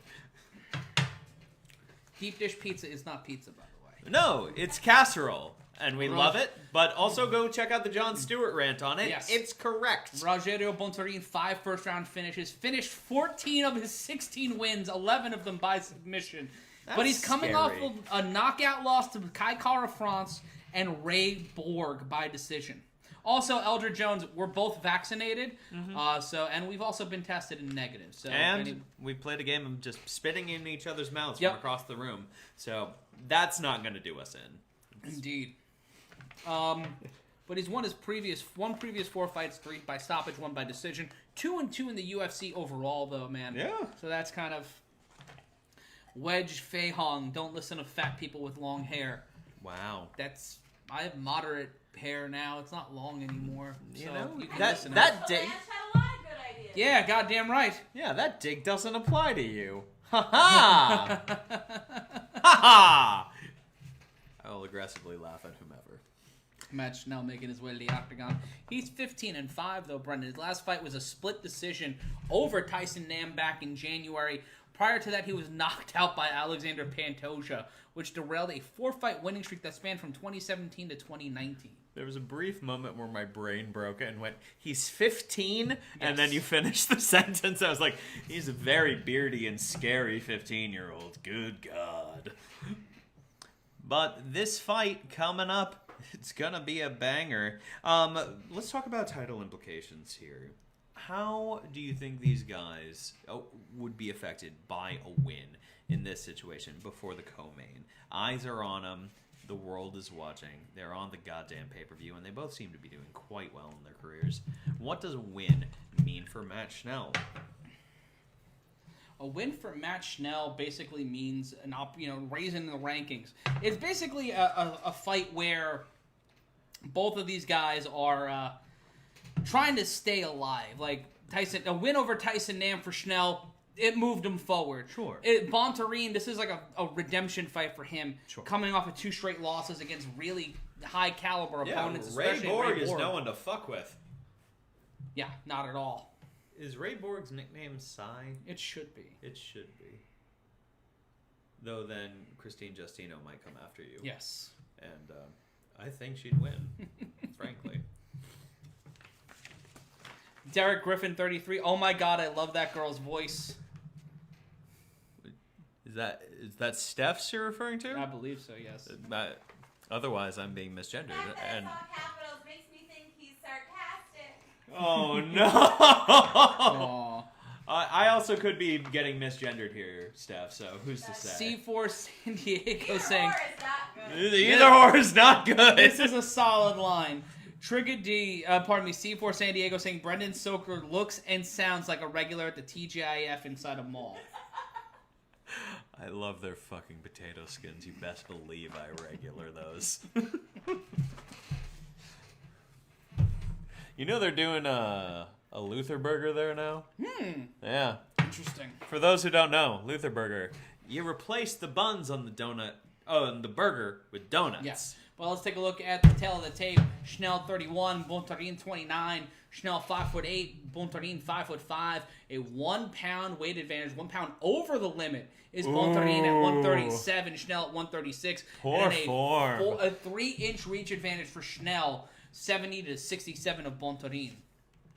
He couldn't have dropped a juicy one before this and get down to that 136. Well, I think he had to do the cone of shame. Oh no.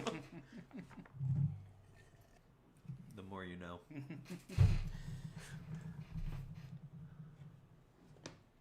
Both men in the octagon, getting jazzed up, doing a little Brock Lesnar dance as Bonterin.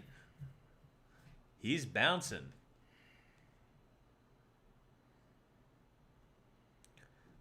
As we approach this big fight, and I can't not see Damian Maya.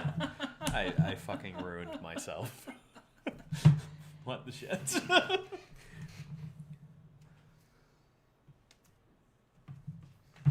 And Schnell, Trigger D saying he's got Schnell.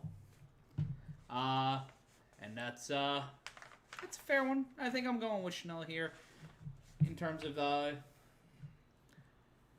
In terms of both of these fighters, I'm sorry, I'm juggling 95 things at once. It happens to the best of us. As we approach this big fight, Carrie Hatley is our referee for this bout. And the ring girls back in action, all of them in full force here tonight. Schnell in red, Bonterin in a dark gray, and here we go, round number 1 of our third fight of the evening. 2 more left to go after this. This one between Matt Schnell and Rogerio Bonterin. Schnell controlling the center of the octagon, Bonterin circling. Pardon me.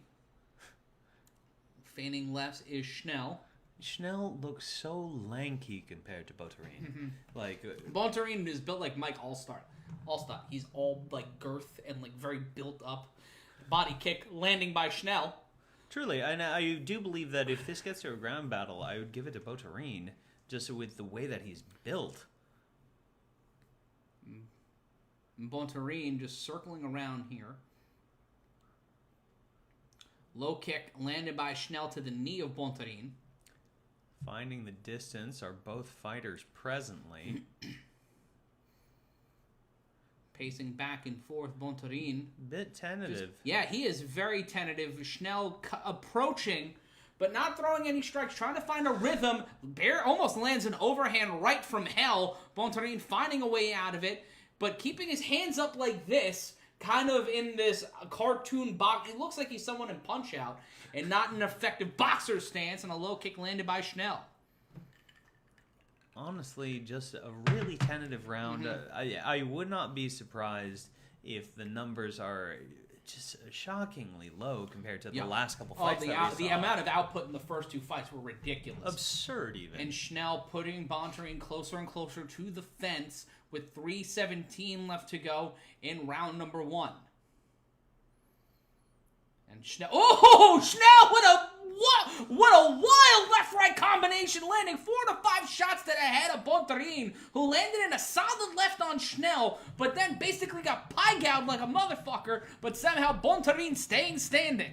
Punches in bunches from Schnell, just landing on Bonterin. And an overhand left followed up by a right from Schnell.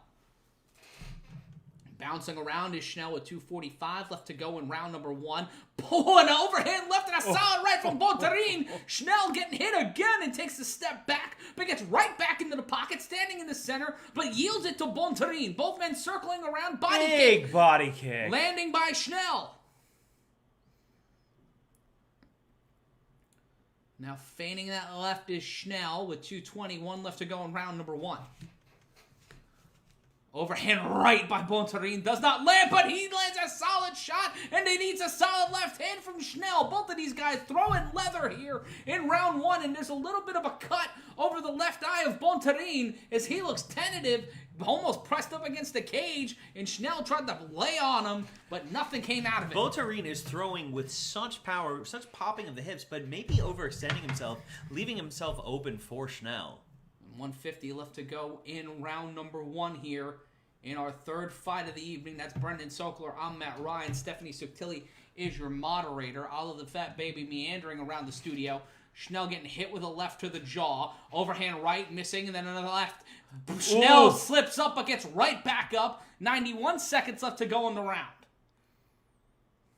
One could say this has been back and forth, but honestly, it's been Muay Schnell Thai up clinch until attempt now. by Bonterin does not land. 1:17 left to go in the round. Schnell controlling the center of the octagon. Bonterin on the border. Left hand body kick followed by a quick 1-2 combination by Schnell. 1:05 left to go here in round number 1.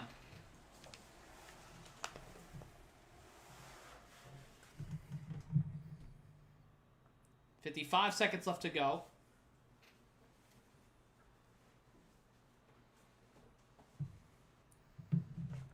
Quick exchanges in and out, but honestly, still a very tentative round from both men. We've seen a bit of a higher output from Schnell. in terms of significant strikes landed, but Bonterin is also throwing with And such he missed power. with an overhand left that looked like it could kill someone if given the opportunity. 25 seconds left to go in the round. 23 seconds now. Bonterin controlling the center of the octagon. These are murder fists that Yeah. Bonterin is throwing. And it begs the question, when we get into deeper waters, if we do, what happens if Schnell slows down and he starts landing those? If he starts landing them, then Schnell really needs to figure out what else he can do in life because his brain will end up on the other side of Texas. And then feigning, and that'll be the end of round one. What's up? Some motherfucking fights tonight, my man. Truly, they must have known that I was coming in for my first announcing gig with you, Matt. Indeed. We had to make it spicy, baby. But in that round, Schnell landing putting out with the higher output, but the amount of shots from Bonterin just bringing some really heavy hands into this fight. And we see here Schnell landing an overhand left and then a straight right to the face. And that overhand right to the jaw from Bonterin. Great effective striking in this round from both fighters. And we've seen some solid kicks. There's that leg kick that sent Schnell down for a second, and then he quickly got right back up, but almost landed himself, eating a shot right to the jaw. It honestly was a close round. I give it to Schnell, but honestly, Bonterin is still very much in this fight. And as I was saying earlier, the moment he starts landing with the type of power that he's throwing, it could be a dark night. And remember, Schnell has only knocked out 2 opponents. Bonterin has only knocked out 3. Both of these guys are known for their submissions. Head kick by Schnell. Schnell landing 8 submissions in his career, 11 by Bonterin, and both men landing shots to the jaw with overhand lefts. We've got ourselves one hell of a pie fight going on here in round number 2.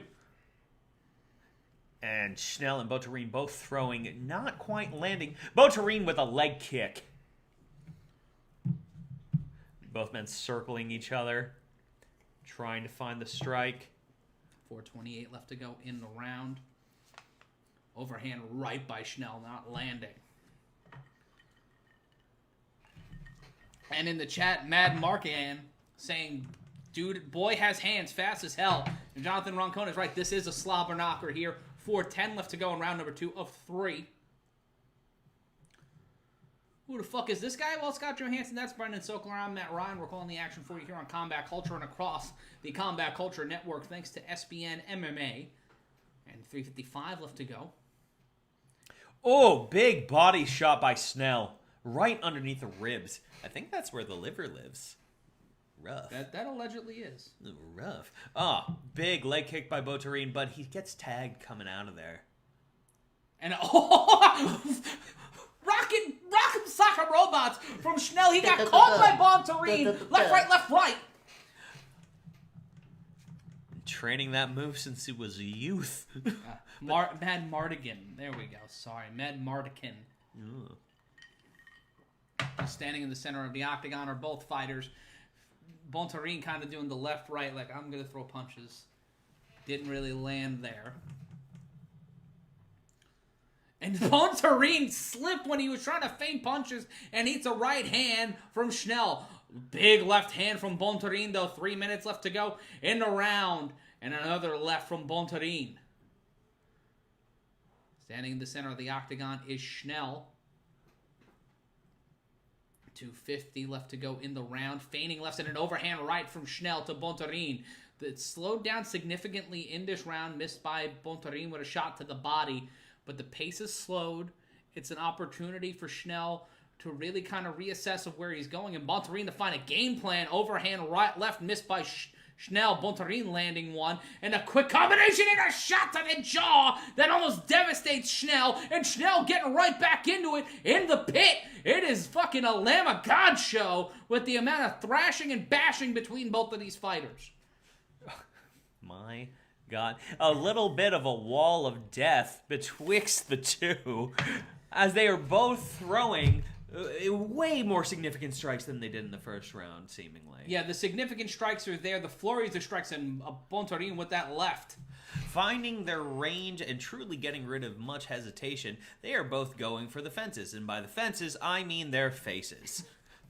It is a lot of face punching here tonight. We're yelling, and Bonterin with a straight right. Schnell on his bicycle gets back to the center of the octagon, but it is a straight left jab from Schnell. He had a bicycle? He had a bicycle, yeah. Oh, nice. Bicycle, baby. 134 left to go in the round. Switching up his stance, Schnell doing the Shane McMahon dance with 129 left to go in the round. And we will see if that is money for Schnell. Gashouse saying Schnell's going to win by decision. 120 left to go in the round. Bonterin trying to feign with that jab. Left, right, overhand left landed by Schnell, but opened him up to the body.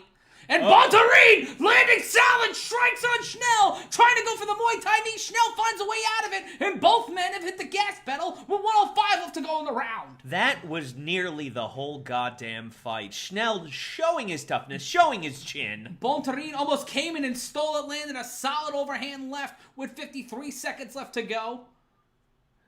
And a big checked leg kick. 45 seconds left. Yes, It wasn't to the leg. The kick with the leg. Yeah. He kicked his leg out his leg. Ah, leggy. Overhand right missed by Bonterin. Schnell checks him like Tom Wilson, that piece of shit. With 31 seconds missing the head kick, did Schnell. Tom Wilson, American hero and amazing Washington Capitals player. Go fuck yourself, I Matt. hope his asshole falls out in a traffic accident. 20 seconds left to go in round number 2. Go Rangers. Overhand left, missing by Schnell. Bonterin looking for an opportunity here to try to steal this round. Shots to the body, a flying knee attempt by Bonterin. What is the end of this round? What is that? What in the sweet can fuck was that as we go to the end of round 2? The end of that round was as good as the Rangers in the 90 and not since then. Ooh. I'm trying to start without, shit. Without Ovechkin, you're nothing. You Jersey rip-offing pieces of trash. I'm gonna take that. Oh, look at me. We finally get a billionaire owner and we're able to buy players up and still only make it to the conference semis. Boo for fuck who. Oh, rude. That's alright. At least I'm not a Wizards fan. No one's a Wizards fan. That's fair. I'm from DC and no one's a Wizards fan. Tape it saying this guy might be better than John Anik. Wow, that's nice of you. Oh. Better than Joe Rogan, 100%. I'll take it. Purposeful porpoise. This is like watching the Major League announcer. Oh, nice. A Harry Doyle comparison. Thanks, gang. I really appreciate it. This fight went from 0 to 1,000. The first round, I honestly thought, I was like, oh, we're in for a goddamn stalemate. And then they were like, you know what? Machine gun tactics. Let's fucking fire everything We're not off here at for each a other. long time. We're here for a good Good time. time, baby! And Here we go. showing a little respect, a little dappy dap. And Schnell just basically says, nah, fuck this. We're fighting now. Head kick attempt by Schnell. Bonterin changes his stance. If you want to go for a fight of the night after some of the fights that we saw, you have to bring it up to And this Schnell pace. just went, he was in 4-4 time on that combination, right to the jaw of Bonterin. I honestly, throwing in such a fashion that would make Julius Smokes happy with the... Shout out to Julius Smokes. Shout Ben out Falbo Julius putting a Smokes. documentary together about Julius Oh, Smokes. that I'm excited everyone about. should watch that. Yes. It's gonna be great. 4:21 left to go in the round. And it seems Jacare broke his arm. Oh no. That's what happened. Oh. Right now, the live odds, Schnell's plus 105, Bonterin's a minus 130. I don't know what the fuck fight they've been watching over at DraftKings. Make your bets, kids, Yeah. because they don't know what the dick fuck they're talking about. And Schnell control with that left to the jaw, shot to the body. Bonterin missing with a wild left. Schnell with a 1-2 combination, landing with the overhand right, missing with the left jab. The footwork from Schnell is absolutely gorgeous. And Bonterin, not necessarily utilizing that much, but the front pressure that he is putting on. Just a straight Mack truck going for Schnell's fucking body. Tape it saying when he said Bonterin, it's a major turn on. Well, that's not. Thank you. All right. Standing in the center of the octagon with 3:27 left to go, Bonterin with a hard right, and my dog looking at me on the couch thinking, what is wrong with you, you loud piece of shit human? Standing in the center of the octagon, it's 3:19 left to go in round number 3. That's Brendan Sokler. I'm Matt Ryan. Stephanie Sotilli, your moderator. Ben Falbo sitting on my couch. Low right leg kick by Schnell. Bonterin coming in for an attack. A right hand uppercut by Schnell, trying to avoid the Muay Thai clinch. Beautiful head work by Matt Schnell, avoiding that, and with a technical move known as the fuck that noise, getting him out of there. Left-right combination missed by Bonterin. Smells like a Cypress Hill concert in here with 2:50 left to go in the round. Goodness gracious. Bonterin. A little hockey fight moment. Yeah, a little of that hockey fight. We knew. We foreshadowed it. Yes, we did. Tom Wilson's still a piece of shit. Standing in the Our center Lord of and the Savior octagon. Tom Wilson. Big strikes being thrown, but not necessarily landing from both men. Until now! Pinata Schnell! Schnell almost going down! And Schnell not going down without a fight! Situational irony! What strikes by Bonterin! Bonterin with the takedown! After the Rock'em Sock'em Robot, the combo breaker in Marvel vs. Capcom 2, and Bonterin putting Schnell on his back, Schnell interlocking the legs, trying to stay in this fight. A fuck your couch combination by Bonterin, putting him down on his back. And Schnell defending with... he's pulling guard best he can, but god It was damn. Bonterin hit him with the drum break from In the Air Tonight, and now Schnell just trying to bell clap Bonterin in the ears, trying to stay in this fight. And I think Bonterin with this has won the fight. I think this is a different version of clapping those cheeks than I usually Yeah. see, but was referenced in someone's Twitter earlier this evening. Hey. It's the porn reference. Yes, I believe I caught that. You follow? I follow. Good. And still in that position here with 1:20 left to go in the round. Schnell interlocking the legs. Bonterin just punching about the face and rib cage. And now Schnell tried to go from a triangle from the bottom. Schoolboy pin by Schnell. He had Bonterin, swear to God, he had him in a magistral. He had him in a magistral cradle in an MMA fight. I love it. I need water desperately with 55 seconds left to go in the round. Side control by Bonterin. Yeah, and inside control here. Bonterin, Schnell trying to press up off the cage with elbows to the jaw by Bonterin, and Schnell trying to go for a head scissors on Bonterin from the bottom, and Schnell getting lit up with 38 seconds left to go. He Vicious is looking fight. to the ref. Are you calling it? And Are into you a calling roll-up. it? In trouble are both of these. Is Schnell with 28 seconds left to go. Can Schnell survive And this the round? Campbell face down, ass up. Bonterin with left hands, and Schnell drunkenly trying to lucha roll his way out of it. He does. And he's trying to pull the triangle. Liver shots by Schnell. We're looking at 10 seconds left in the round. He's got the triangle in with 7 Oh seconds. my God. Broken by Bonterin. And 3, we will go to the 2, scorecards 1. in this weird ass ending. Good God, I love it when people beat the shit out of each other. Yeah.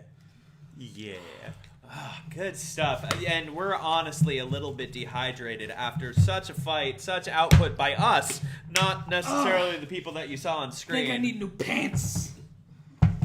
Smelling a little bit like bleach here at the studio on Mars. Man from Mars is eating cars. And eating punches is Schnell in this replay. Schnell had such a good fight going, and then Rogerio Bonterin said, I'm going to ruin your life, your liberty, and your pursuit of happiness. He was not Will Smith in this. His pursuit of happiness did not work out well for him. It's like that Kid Cudi song, beautiful, tragic, and a real note on a real place and time in your life. Yeah.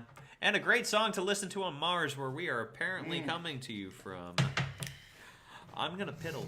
Go for it. Thanks. I will wait for the call here as we get the decision here in Houston. What do you think, guys? Should I have another bourbon? I think I should have another bourbon. No! Kevin Sandoval saying, surprisingly entertaining, guys. Good work. Well, you're welcome. Jonathan Ron Cohn donating $4.99 to the cause. Cat's Meow saying, loving it. If the window's not open in the studio, I really wish it was right now. The ice cream truck came earlier. I understand that, but the ice cream truck ain't here now, and I'm sweating like I'm in church. And you say, damned if you do, damned Yeah. if you don't. Yes. Now let's get the official judge's decision. Both men feeling like they've won this fight.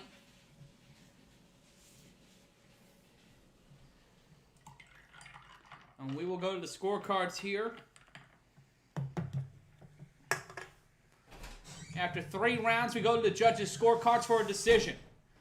The judges score this fight 30-27, 30-27, and 29-28 for Rogerio. Bonterin getting the unanimous decision. Who are these 2 judges that called this 30-27? I don't fucking know. Who are they? What have they been watching? What drugs are they taking? Are you sure that they, you know, we talk about performance-enhancing drugs Sure. in mixed martial arts. Sure. Are we sure it's not in that? Are we sure it's not the judges that are also... Well, they were lifting scores like a motherfuck. Good God, Matt! Shout out to the over 400 people joining us across the Combat Culture Network on a very weak card. We're having a very fun audience, and we're so glad to be joining you. You know, it's another one of those cards, we talk about this often in the MMA world, where it's like, I don't know if I'm gonna like this card. I don't know anyone on it. And then it's just banger after banger after banger. This is the good shit. Yep, and another donation to the cause after Jonathan Roncone's $5 donation. PJ Simpson donating 99 cents to the cause. Oh, that's nice. The judges have decided Schnell gets the chair. It is Texas. It is honestly another one of those things where I'm like, are we watching basketball? Is it only the last 2 minutes that fucking Yes. matter? Apparently, because 30-27 is a goddamn crime. That is a fucking rib of a call. Like, I don't get that. I don't get that. You know what? It's a McRib of a call. It's not even made of real goddamn meat. I want a rib. Yeah, I take one. My friend Ming Chen is at Peg Leg Porker today, having the Of the comic book men? Yes, of the comic book men. Shout out to Ming Chen.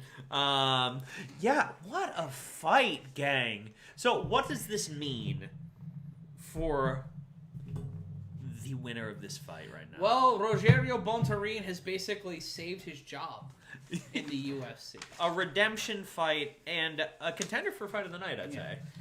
Texas judges, C4 San Diego, I believe in our Nevada conversation. Steve Foley, Matt, I was talking up Rogerio Bonterin for a while. Glad to see him in the UFC.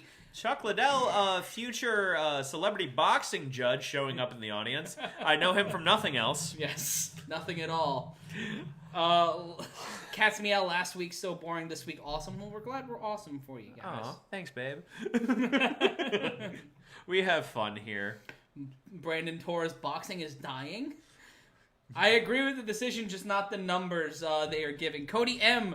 donating $2 to the cause. The judges are on drugs. Toker88 asking, how was your piss? Oh, delightful. Thank you.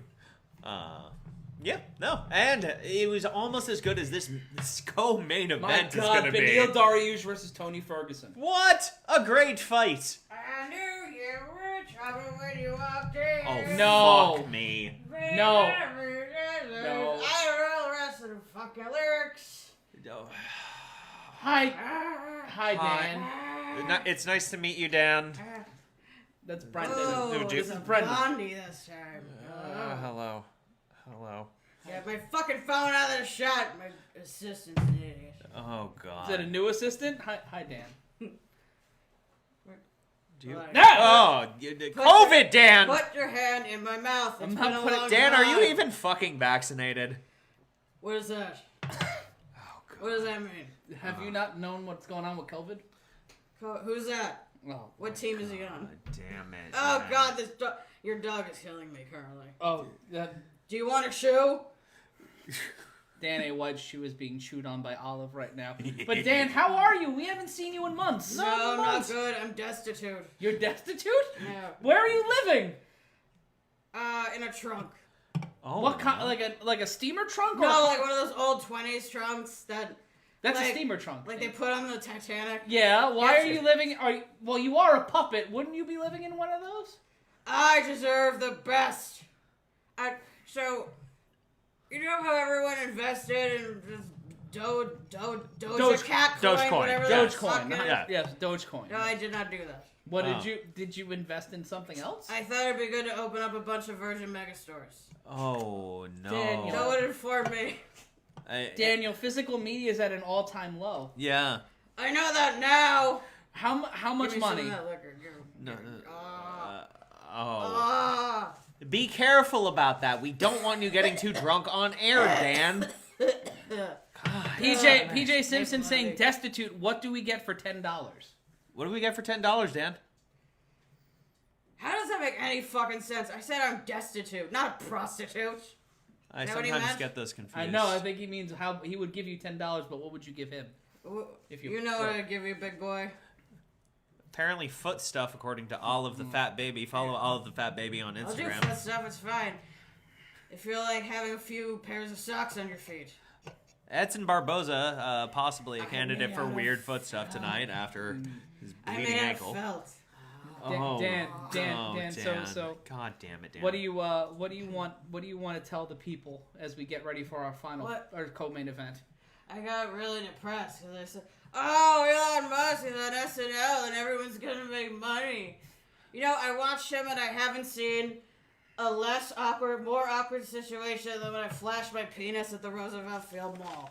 Oh, buddy. Yeah, you don't do that in the Oh no, I do it a lot. Oh, God like a damn lot. it, Dan. A question for you. Steve Foley donated $5 to the cause, and get away from that. At least two fights tonight had a 30-27. How do we address this problem industry wide, Dan?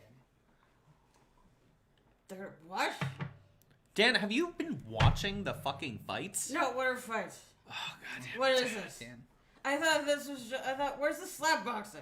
There's I've no been waiting slap- on the slap boxing. There's no slap boxing. That was 2 weeks ago. We don't You have a want- Diaz brother here. Since hey, do you want an industry secret? Yes. Give me an Okay. industry secret. I had notes for what to say to you, Okay. and instead of penis, I was gonna say fabric sausage, which is the other nickname. Oh, God, Dan. It's written down here.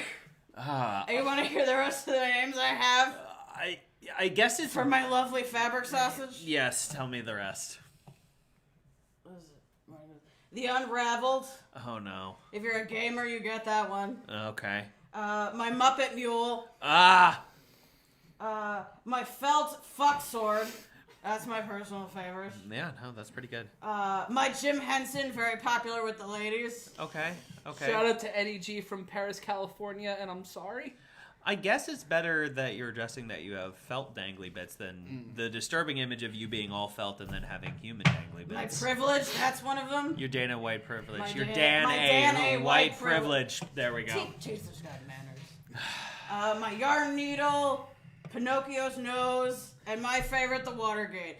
Good night, everybody! PJ Simpson just donated $10 to the cause. Felt Trunk coming in. Oh, no. Conan, hire me, man. Give me a call. Robert Smigel is Get crying away, in get his away. grave. I think He's your not dead. assistant's getting in the shot. I'll take care of her. Oh, no. I knew you were trouble. Look up the lyrics of that fucking song. Well, apparently a murder of Dan A. White's assistant might be happening in front of us. We'll be busy commentating on the co-main event. Beneil Dariush versus Tony Ferguson. That happened, right? You saw him. Yes. That's not a figment of my imagination. No, I'm new That's here. an actual thing. Oh! There's a shoe.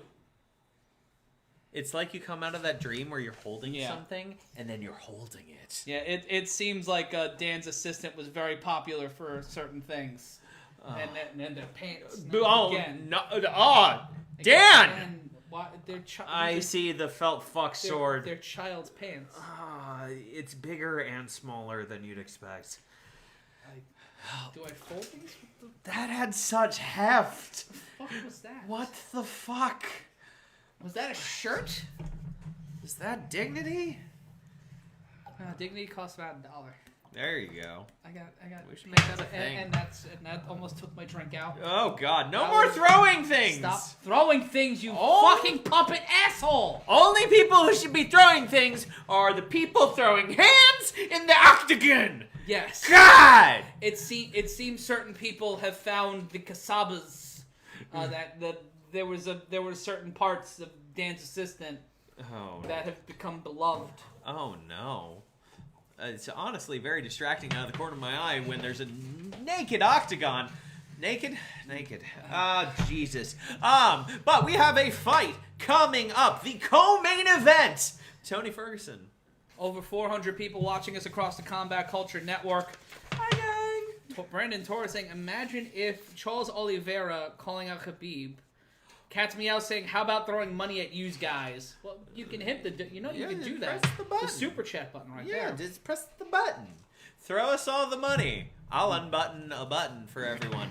If y'all donate $500 right now, I'll just do the rest of the show. My left tit. Just that. That's all I'm leaving it at. Wasn't that a Daniel Day-Lewis movie? Yeah. Someone may want to get Dan's shoe because Olive has it. Oh, poor Dan A. White, naked and shoeless. I don't know what's worse. I think the shoeless. Yeah, you can step on Because at something. least in naked, like, you're not stepping on things. Yeah, it's very true. Cat's Meow saying Tony's jaw is gone. No, it looks very firm. I mean, like, lines for days, baby. You could cut yourself on it. Unless you mean his chin, in Yes. which case I don't. Who's to say? I personally believe that he's taken a bit of time off.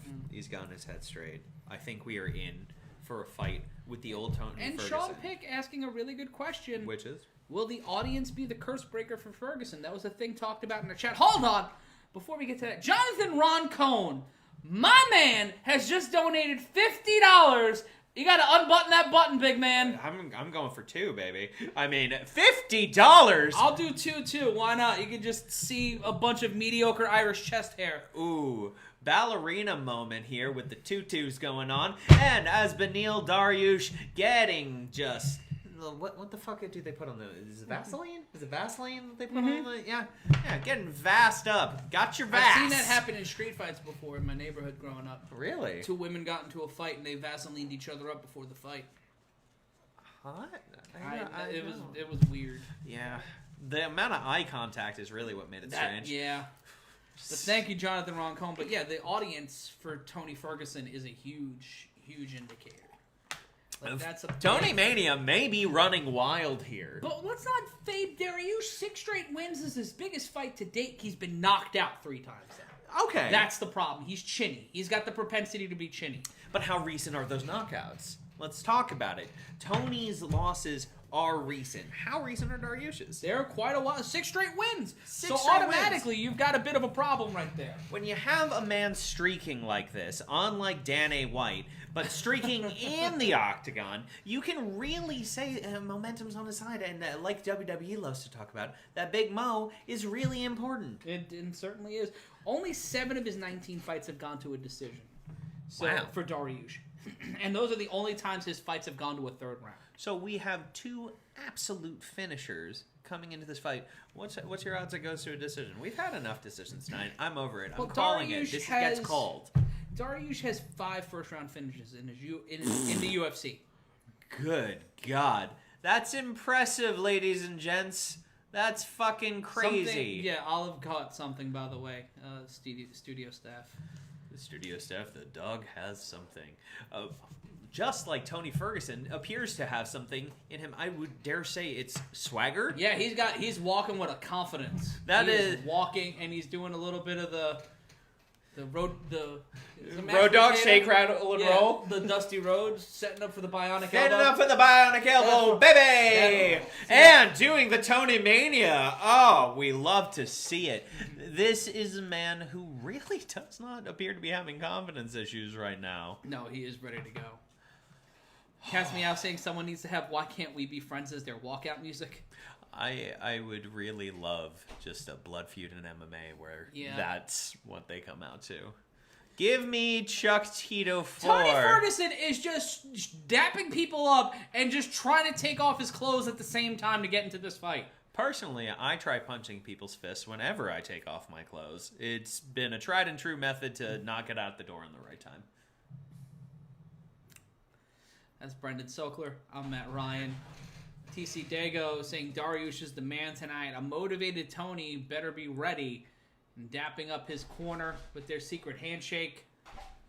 I don't think it's that secret, as I think I just figured it out. Can we do it? Do we got it?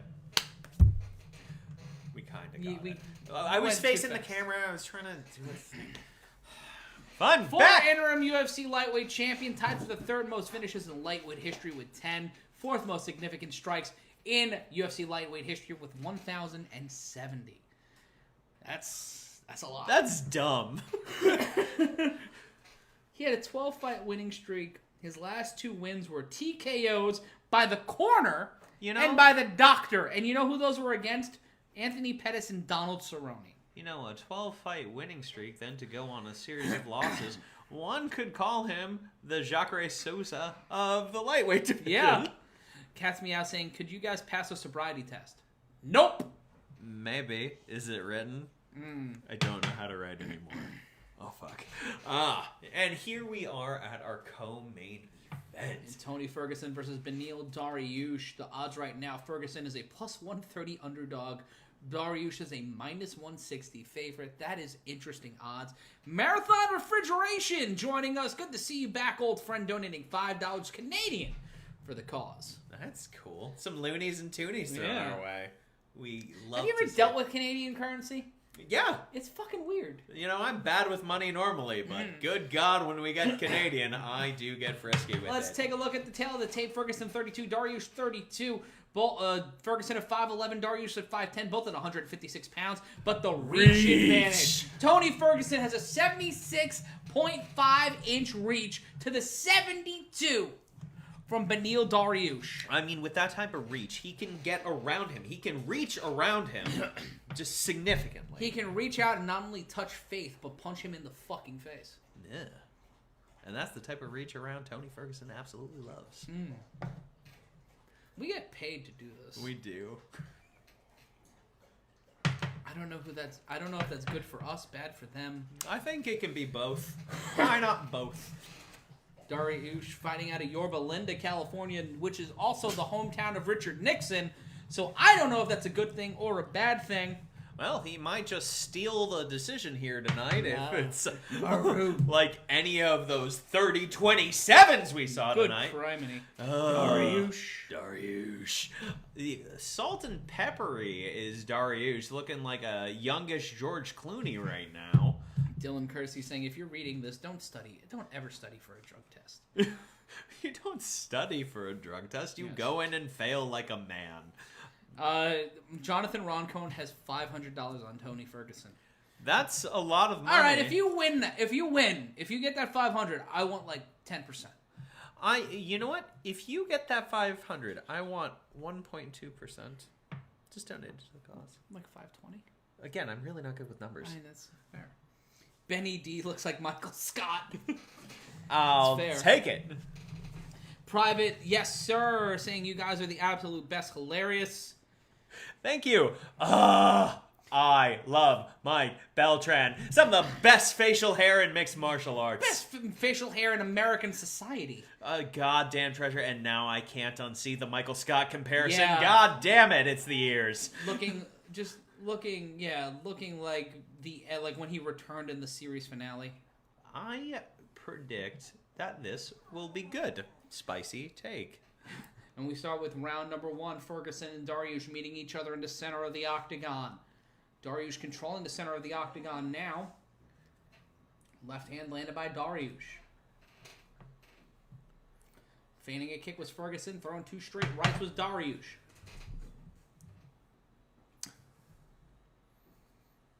.436 left to go in round number 1. Not a lot of striking here yet. No, finding their distance, looking at movement. Tony and Dariush are not necessarily tentative, but just finding what the other's doing. And an overhand left by Dariush. Ferguson wearing gear that looks weirdly like the same design Earthquake had when he was in before the natural disasters. Truly, like, Liddell's worst nightmare. Body followed up to Dariush, who met him with a left. Ferguson sideswipes a takedown, basically nopes Dariush's attempt at a takedown. Overhand lefts and right. Ferguson trying to stay in this one, pushing off of Dariush. 4 minutes left to go. We're a minute into the round. What the shit? The elusiveness of Tony Ferguson in that last exchange was absolutely gorgeous. The way that he noped Dariush on that takedown attempt. It's Standing silly. with the right, Dariush trying to go for the single arm clinch, and now trying to go for that takedown attempt stuffed by Ferguson. Ferguson trying to take the neck, but Dariush takes him down. Dariush has Ferguson on his back, 3:33 left to go. Ferguson trying Tony looking for a triangle, it looks like. But Darius gets up kicked in the head by Ferguson. Ferguson trying to wrap his left leg around the back of the neck of Beneil Dariush, controlling it, holding that in place with his wrist. And now Darius trying to avoid the triangle, but slowly but surely getting up and easing into it, but needs to press the left leg off of the back of his neck. Ferguson trying to fight out of this situation. He's on his back, trying to pull off the triangle. But this is such a mark of a pro right now. You have Darius really bull rushing in, and Tony seemingly calm, clutching at his ankle, making him fucking work for it, and honestly making him defend triangles, and it looks like he's delivering vicious fucking elbows. There's a dog between my legs. Olive, be nice. And now Ferguson still pressing that knee into the back of the head of Darius. 2:34 left to go in the round. Darius still in control, but Ferguson pressing down on the back of the neck with that left arm, that left leg pressed on the spine, and now once again Darius in top position. Now, because not able to posture up, Ferguson's legs wrapped around him. 2:16 left to go in the round. Someone saying I'm trying to sound like Mauro Ranallo. No, this is just how you happen when you watch a lot of Joey Styles. And now punches to the head from Darius. 2:06 left to go in round number 1. We are not making nearly enough hip-hop references to be Mauro Ranallo. That is fair. Shout out to the bipolar rock and roller. Indeed. As we are still in a ground battle right now, Tony Ferguson defending. But trying to pull that arm. Ferguson trying to pull the arm as he tries to for rotate. A Kimura, maybe?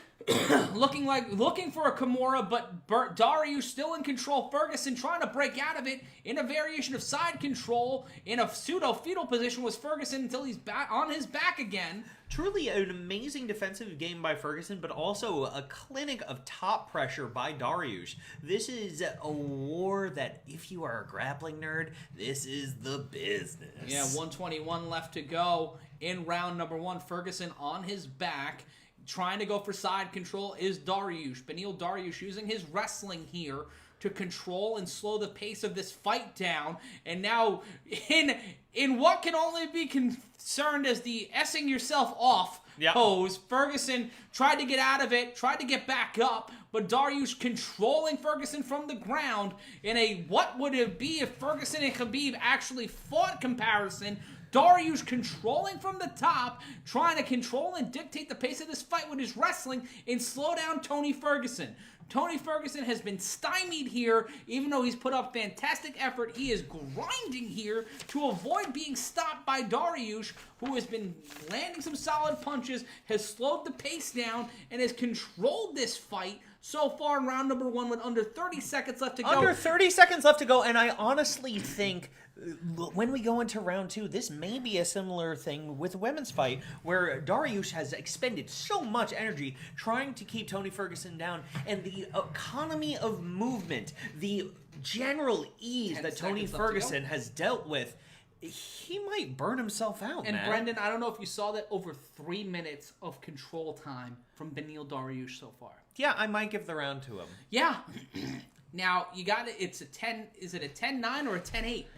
Can you give Tony Ferguson 9 points for that round? I think you can give Tony Ferguson 9 points for that round based on the fact that he was consistently going for submissions. He was active. He was doing smart defensive moves and stayed within the fight. This was not a shellacking. This was top control, which is absolutely important. It is one of the mixed martial arts rules within how we score things here. But to say that Tony Ferguson wasn't in that fight would be a misstatement. Oh, yeah. Ferguson was in this fight. He was very active. But you gotta wonder how much is that going to affect him going forward. If I can get another cream soda, that would be greatly appreciated. I apologize. I'm getting up and moving. I owe somebody dinner after this. Oh my God. What a beginning first round. Now, Matt, if you're Tony Ferguson, after having 2 losses and getting rocked in that round, where's your head going into this one? I have to punch him in the face and continuously punch him in the face. You know, that is a really good strategy in mixed martial arts, is punch the man in the face. Yeah, Jonathan Roncone saying, if this was 5 rounds, I'd feel better. Alan Epstein saying, you two get better as the night goes on. Maybe start drinking at the prelims next time. Private, yes, sir, saying Matt and Brennan can make Olympic curling exciting. And Ferguson looking tired, body kick Dariush, following up Ferguson against the fence. Ferguson in a bit of trouble. Dariush trying to go for a takedown. Ferguson pulls the takedown, and now he's trying to go for the guillotine. Trying to go for the guillotine is Ferguson on Beneil Dariush. It looks tight. It's not ineffectively. He doesn't have the legs. He doesn't have the hooks. He doesn't have the legs, and he doesn't have it from underneath. He has a pseudo headlock, and he's got it locked in like this. But that can be a goddamn blood choke, man. It could be a blood choke. But Ferguson looking tired here, not effective. Dariush working here. The live odds right now, Ferguson a plus 295 underdog. Dariush a minus 450 favorite.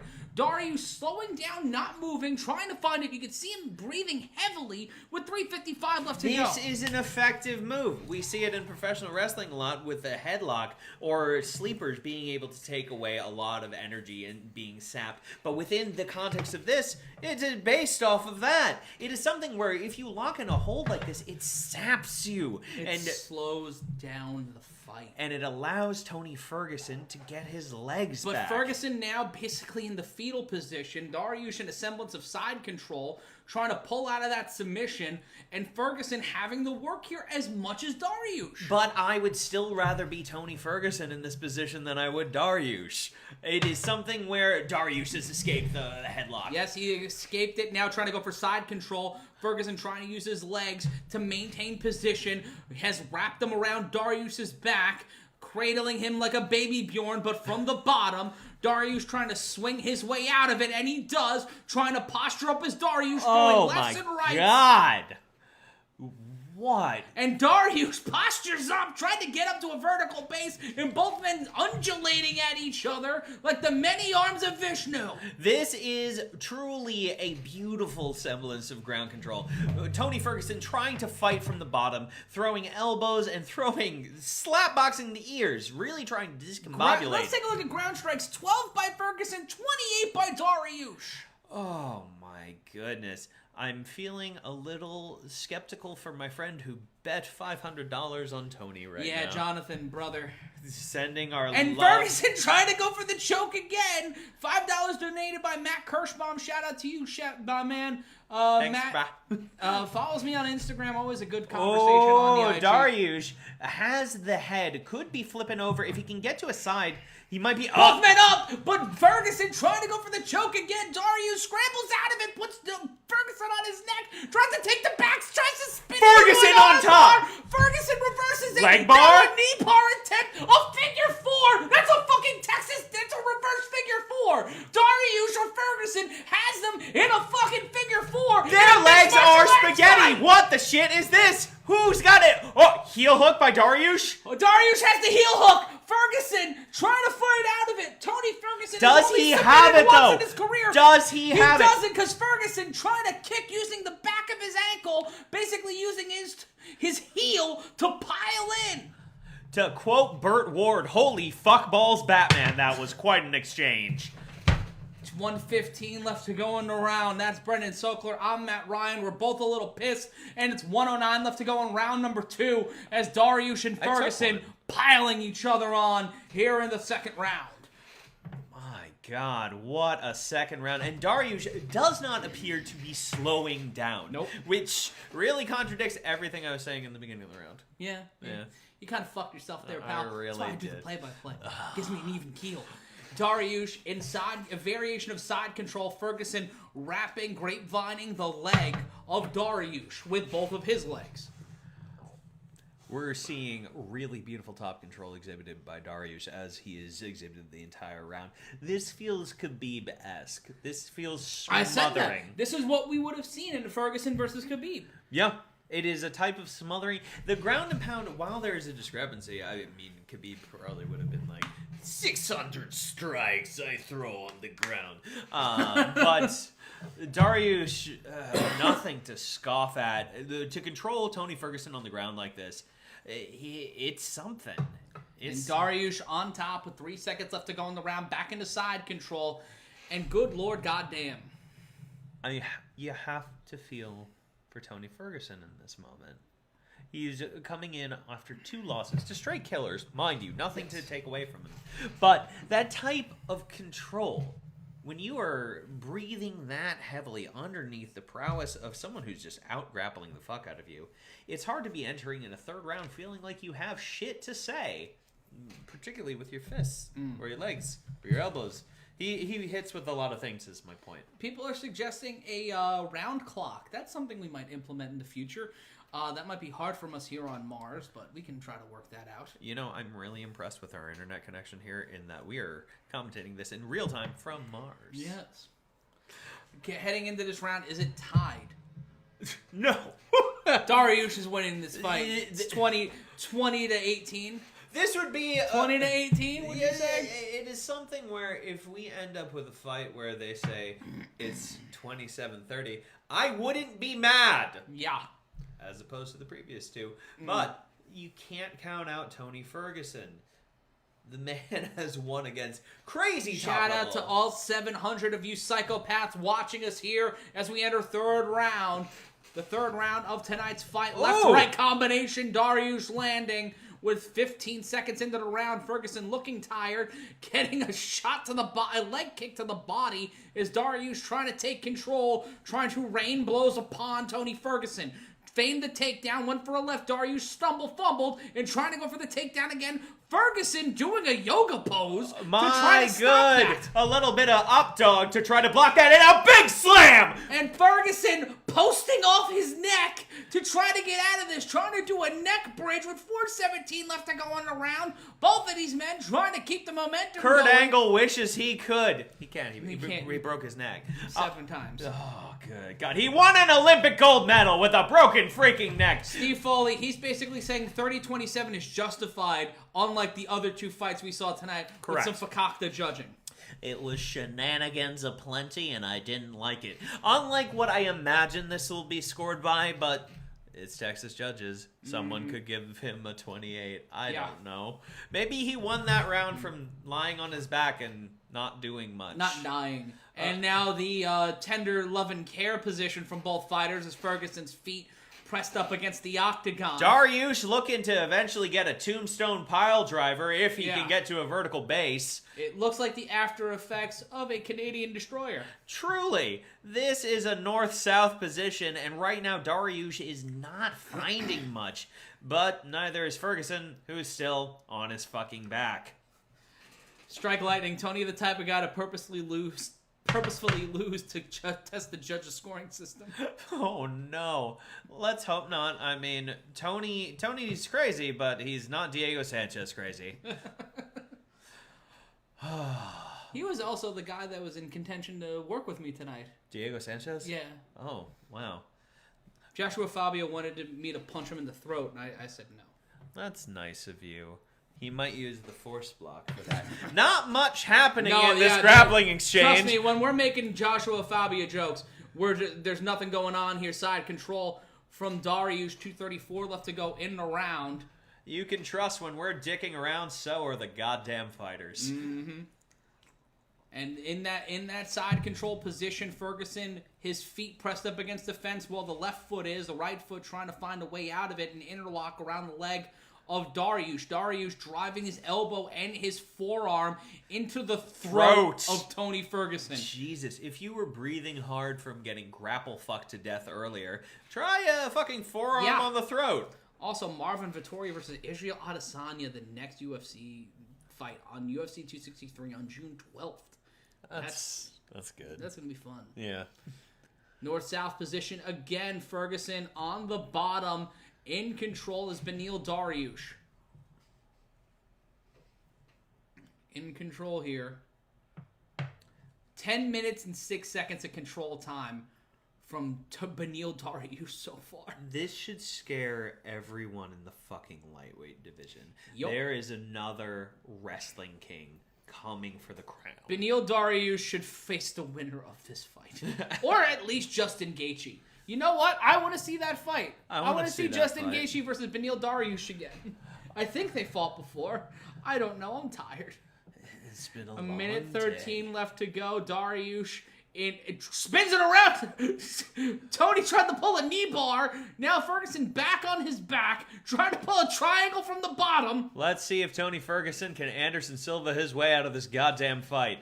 I predict no, because from a tombstone position... Again, in the most uncomfortable of positions, Dariush in control. Fair enough. Trying to pull an armbar is Ferguson from the bottom, but Ferguson in a pinning combination, trying to keep this fight a little close.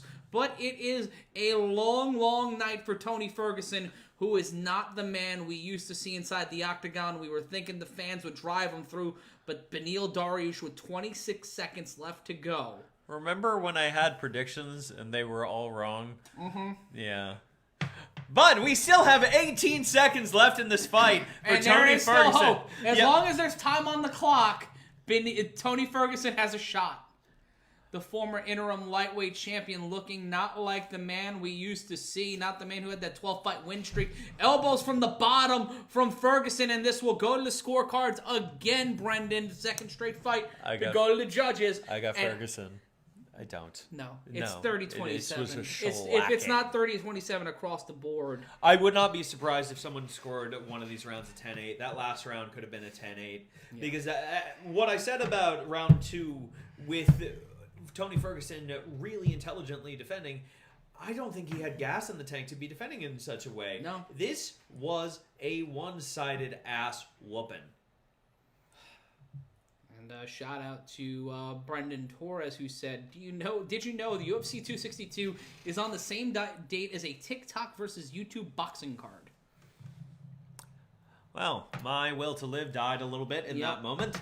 But, I think if we're back here, we'll probably be covering the UFC. Yes. So... Do you guys want us to cover the Mayweather fight, by the way? Let us know in the chat if you want us to cover the Mayweather fight. I'd watch a Paul brother get shellacked. Yeah. Oh. I think we... Do it again. Yeah. There'll be more Doja Cat performances. I don't want Schruller. Is Doja Cat gonna make Dogecoin soar? Is there enough of a Ferguson looking dejected. I think he's leaving the octagon? No, he's circling. He has more respect than that, but he has to go deal with some shit. Now, Matt, what camp is Ferguson in right now? Ferguson right now needs a win. This is his third straight loss. No. I'm aware, but if you were Tony Ferguson, do you change gyms? Do you get a sports psychologist? What do you do when you were a man who streaked for 12 straight fights? 30-27 across the board, unanimous decision win for Beneil Dariush. Yeah, I think that's scored absolutely correctly. And your heart's got to go out for Tony Ferguson, but also, what a win for Beneil Dariush. This is a title contention fight for Beneil Dariush. If not, it puts him in a situation to fight one of the elite at 155. It's not going to. It's not going to be Dustin Poirier, but a Justin Gaethje fight. A title eliminator against Justin Gaethje. A Jeff's kiss. Yeah, as Kevin and that's Smith the longest active say. win streak at the lightweight division. He joins Islam Makhachev as the second highest lightweight winning streak right now. I'd watch that fight. Charles Oliveira first at 8. I would watch Islam Makhachev take on Beneil Dariush too. I honestly think the player guy won $2,000 on that fight. Hey! Good on him. Good for you. A lot of people think Cat's Meow thinks that Ferguson's going to quit the UFC. Maybe. And Beneil Dariush talking about Scientology in his post-fight. No, he wants people to get out of Scientology, I think. Oh, they're going to hunt him. Oh, no. And now Beneil Dariush has just called out Elon Musk! Beneil Dariush has just called out Elon Musk. I swear to fuck, Matt, if this makes my Dogecoin soar. Check the Robinhood app right now. Oh, my goodness gracious. Let's see where we're at. Dariush doing the thing. Baby! So many submissions. Hey, Beneil, if you drive the price up, brother, please. Do it for us, brother. Matthew Kirschbaum saying, what about cheesesteaks? Ooh, I can go for a cheesesteak. Oh, I could go for a cheesesteak. Cheesesteak, the official, non-official sponsor of this show. Oh, no, I've lost $5 on Doge today. God damn it, Matt. UFC 263 Musk versus Dariush. Elon Musk might do it. You know, not where I thought this night would go, Nope. but he looks like a happy guy. Yeah. We like it. It seems like he's enjoying his thing. That's nice. One more fight. Yeah, we're gonna have one hell of a main event tonight. Deeply a incredible new card. 155-pound champion. This is the first Hey, time Matt. I've ever called a lightweight title fight where it's not Khabib Nurmagomedov. Could we get shot glasses? Excellent. Yeah, get shots for everybody in the studio here. We've got myself, that's Brendan Sokler, Stephanie Sotilli, who is a fantastic moderator. Thank you, Steph. Yeah, if you're in the chat, thanks Steph out. Steph for that. God. And follow her on Twitter at Steph Sotilli. And Michael Chandler plus 110. The money line's minus 135 Oliveira. Chandler plus 110. The under is plus 115 of 1.5 rounds for Chandler. The over is of minus 152 for Oliveira. Plus 600 for a decision for Oliveira. Plus 650 for Chandler. We are going to have a motherfucker of a main event. I'm Matt Ryan. I'm Brendan Sokler, coming back into frame. Yeah, hi, buddy. Hey, both these men look like they hate bread. Yeah, I love bread. I love bread. As we established with cheesesteaks being the official, non-official sponsor of the show tonight. Cody Martin saying you smell like cabbage. Oh, yeah. You don't. I really don't. But if I smelled like cabbage and you smelled like roast pork, we could really be like an Eastern dish. Fuck, I can go for a roast pork and broccoli rabe right now. So, I want to pour some into these shot glasses really quick, a little bit of Jameson, for a friend who I believe will be watching at some point this evening, if not now. Our friend Nick Mondo got inducted is being inducted into the Deathmatch Hall Fucking of Fame. A, sick Nick Mondo. Sick Nick Mondo, a legend in the sport of wrestling, and truly just a cool motherfucker who we all appreciate. So, we are pouring one into the shot glass. Do you want the I'll Mets take the one? Mets. I'll take the 9 Mets one. They are my favorite squadron. Hold on a second. There we go. And I need my water right here.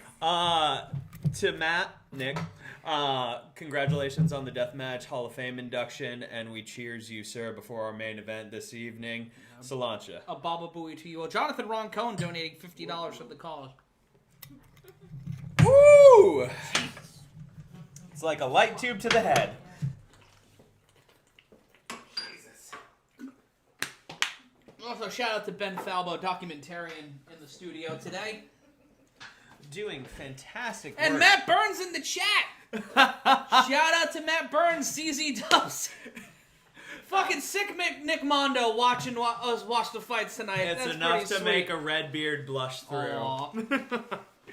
Stephen Foley in the chat saying, I'm a huge Charles Oliveira fan, but I'm not sure he can beat Chandler. I don't know. I picked Chandler. I have no fucking clue. Oliveira has so many ways to beat you. But also, Michael Chandler is so fast, so powerful, so dynamic. It is truly just, it's a toss-up. Yeah. Yeah. We love to see it. Jonathan Ron Cohn donating $50. I'm gonna you know what I'm gonna do? I'm gonna take that $50. Yeah. And I'm gonna donate it in July to feed the children. I like that. I have a $150 donation going out to them on June 1st. And I, in July, will be impersonating children. I'm hungry. Oh, buy you dinner. Oh. That's nice. And everybody asking where's Harry? Harry's not with us this show. Brendan Sokler in with us here, and he's doing a good job. Thanks, man. And follow Harry on Twitter. He's doing all sorts of amazing things. I'm sitting in this seat this evening and having the time of my life. It's real fucking great. Doing good, kid. Aw, thanks, Pop. How about you handle the chat? I'll be right back. All right, handling the chat. Ladies and gentlemen, our main event coming up this evening. Truly a toss-up fight between Michael Chandler and Charles Oliveira. A real, just pick 'em. Sean, pick your nose. Pick the fight, not pick your nose. Damn it. All right, gang. We want to hear your predictions in the chat. Let us know what you think. I keep volleying back and forth, honestly. And you know what? Watching these highlights, you have to really wonder what happens when this goes to the ground. I mean, Michael Chandler has truly incredible wrestling, but hot diggity fuck, does Charles Oliveira have a fantastic ground game. But even in the striking, it is a hard battle. Chandler, so fast, so dynamic, so powerful. We have Yes Sir saying Chandler does a flip. I think maybe. I think it may happen. But there's so many different ways for these fighters to win. One thing that I do predict, I don't think this goes the distance. I think this gets called. We've seen most of these fights be decision wins for one fighter, and hot damn were they closely contested in some, but also, man, was that last fight just a wipeout. What a weird and tragic fight for Tony Ferguson. I want to hear in the chat what you think Tony's next move is. What do you do if you're Tony Ferguson? You streaked for 12 fights. You lost 3. Change camps. What do you do? It's a baffling thing to see someone with that much prowess fall. Michael Chandler, draped in the American flag, making his way to the octagon. Retirement. Yeah, maybe. I mean, it is honestly something where Tony was dealing with some health issues, mental health issues, and if he can't get his head wrapped around this game, which is a hard game, it is a game where you get punched in the face, losing is not the most fun. It's not what your name is. Your name's on that chair. My name is on that chair. Matt Ryan coming back Hi. to commentate. Chandler looks confident, man. Yeah, well, of course he would. Why wouldn't you be confident in this situation? It's his second UFC fight, and he's got a title fight ahead of him. Oh, you could call it his second and a half, as he was laying in wait to possibly be a replacement mere months ago. Yeah. Yeah. And taking a look, former 3-time Bellator lightweight champion, lost to Patricio Pitbull in his most recent run as champion. I'm going to keep hitting the table out of spite. I'm not. I'm sorry. He knocked out Dan Hooker in the first round of his first UFC fight. What an insane fight that was. Yeah, that was. His last win outside of the UFC was a knockout of Benson Henderson at at Bellator 243 in August of 2020. What madness is that? Benson Henderson, no one to fuck with. Yeah. And, he's got wins against Brent Primus, Eddie Alvarez, and Patricky Pitbull twice. And this is not some Jay-Z and Nas shit. There is Vaseline happening to Michael Chandler right now. Pulling my best Morrow since it got referenced. I believe that would... I think the more accurate one would have been NWA and Ice Cube. Oh. Yes. Poop. You tried, though. I did. Booze and exhaustion. It's a tiring job, ladies and gentlemen. And if you're seeing pixelation, we apologize. We're trying to get the frame right and the cameras right. We got new lights and new cameras. So we're trying to figure that part out of it. Michael Chandler stomping a ladybug, getting ready for the fight. Our friend Shaq Mausery from Fightful predicting Chandler in the second round. Yeah. That's a pretty big one. I mean, here's the thing. I feel like I get rat fucked on this often, where I'm like, he looks so confident he's gonna come in and win it, and then gets knocked out. What do you take of Michael Chandler's headspace coming into this fight? He's confident. He's been in this situation before. He's fought for a world championship. Obviously, it's a different level. He's going up against one of the most elite fighters at 155. You could probably say the most underrated of the elite fighters at 155 in Charles Oliveira. But is Charles Oliveira a championship fighter? I mean, Michael Chandler has fought in championship fights, and it is a different goddamn game when the belt is on the line. Is Charles Oliveira that person that finally streaks and takes the belt, or is he more of a Cowboy Cerrone of the division? Always a bridesmaid, never a bride. You know what? It's hard to say. Shout out to Heat Rider first and foremost, who won his first jiu-jitsu tournament today. Oh, congrats! Jake Hall asking who's all drunk to drive to Buffalo. I don't think anybody would want to drive to Buffalo. We don't condone driving to Buffalo. Or driving drunk. I said what I said. I know. But for Oliveira, he's a guy who deserves to be in this position. Whether or not he actually can make it to the other side. He has earned his spot here. And, it's a very interesting thing right now.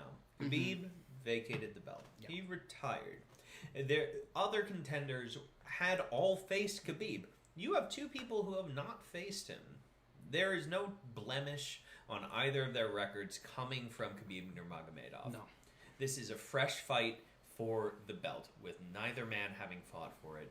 And I am frankly fascinated to see how it goes, because again, I have no fucking clue. Yeah, tattooed Ben Falbo taking Charles Oliveira's gear. There is so much bleach on screen right now. It's love you, buddy. And I want to shout out Steph Sotili's work here tonight. Thank you, for a Steph. great moderator. Absolutely. A fantastic personality. Making sure Dan A. White didn't completely throw everything at us. He threw shoes and was naked and flapped his felt dongle at us. Ooh, silver and black 831 Steph. This is a good callback. Is that Jack Osborne on the left? For those who don't know, the reason why I got hired at the Opie and Anthony show as an intern 11 years ago. Actually 13 years ago, is because I looked like Jack Osborne at the time. I'd buy that for I had $1. long hair, I was fat, and I was clean shaven. Which makes you Jack Osborne 13 years ago. Congratulations. Josh Forrester saying, thanks, Steph. And all 700 people, thank you so much for joining us. Thank you so much for being here. This fucking show has flown by. Truly. And you know what? It's not the alcohol or the yucks. It's been the fights. Yeah, the fights have been really good tonight. We have not had a shitty card. Steve Foley saying, hey guys, thanks for the play-by-play. You rock. Thank you. Thank you. And sincerely, a big thank you to everyone for the kind words. It's my first show here, and it's an honor and a pleasure to be with you all. It's fucking Greyhound, baby. Oh, we gotta love it. But you know what? A show of respect for the two fighters. Yep. Both swagging and bragging by the American flag. Yeah. Michael Chandler does look like he would run for Congress in 2022. Yeah. He doesn't have Matt Gaetz' face. Like that spitting image puppet. You know, for a person who gets professionally punched in the face, he does not have a punchable face. Unlike Matt Gaetz, who has the most punchable face. Let's take a look at the tail of the tape. Oliveira 31, Chandler 35. Oliveira 5'10" to the 5'8" of Chandler, both at 155 pounds. That's championship weight for those playing along at home. But Oliveira not only with the height advantage, the reach advantage by 2.5 inches, 74 inches to 71.5 inches. But a thing that is not put in the statistics there, how many times has Michael Chandler fought in a championship fight? Too many times to count. Axel Oliveira saying, Matt Ryan tap out big tamales and tortas in the second round. I wish I could. I wish we had some time. There's a place called Gringo's Tacos in Jersey City that if it were open right now, they have a chicken and waffle taco. Oh, fuck me sideways. Yeah.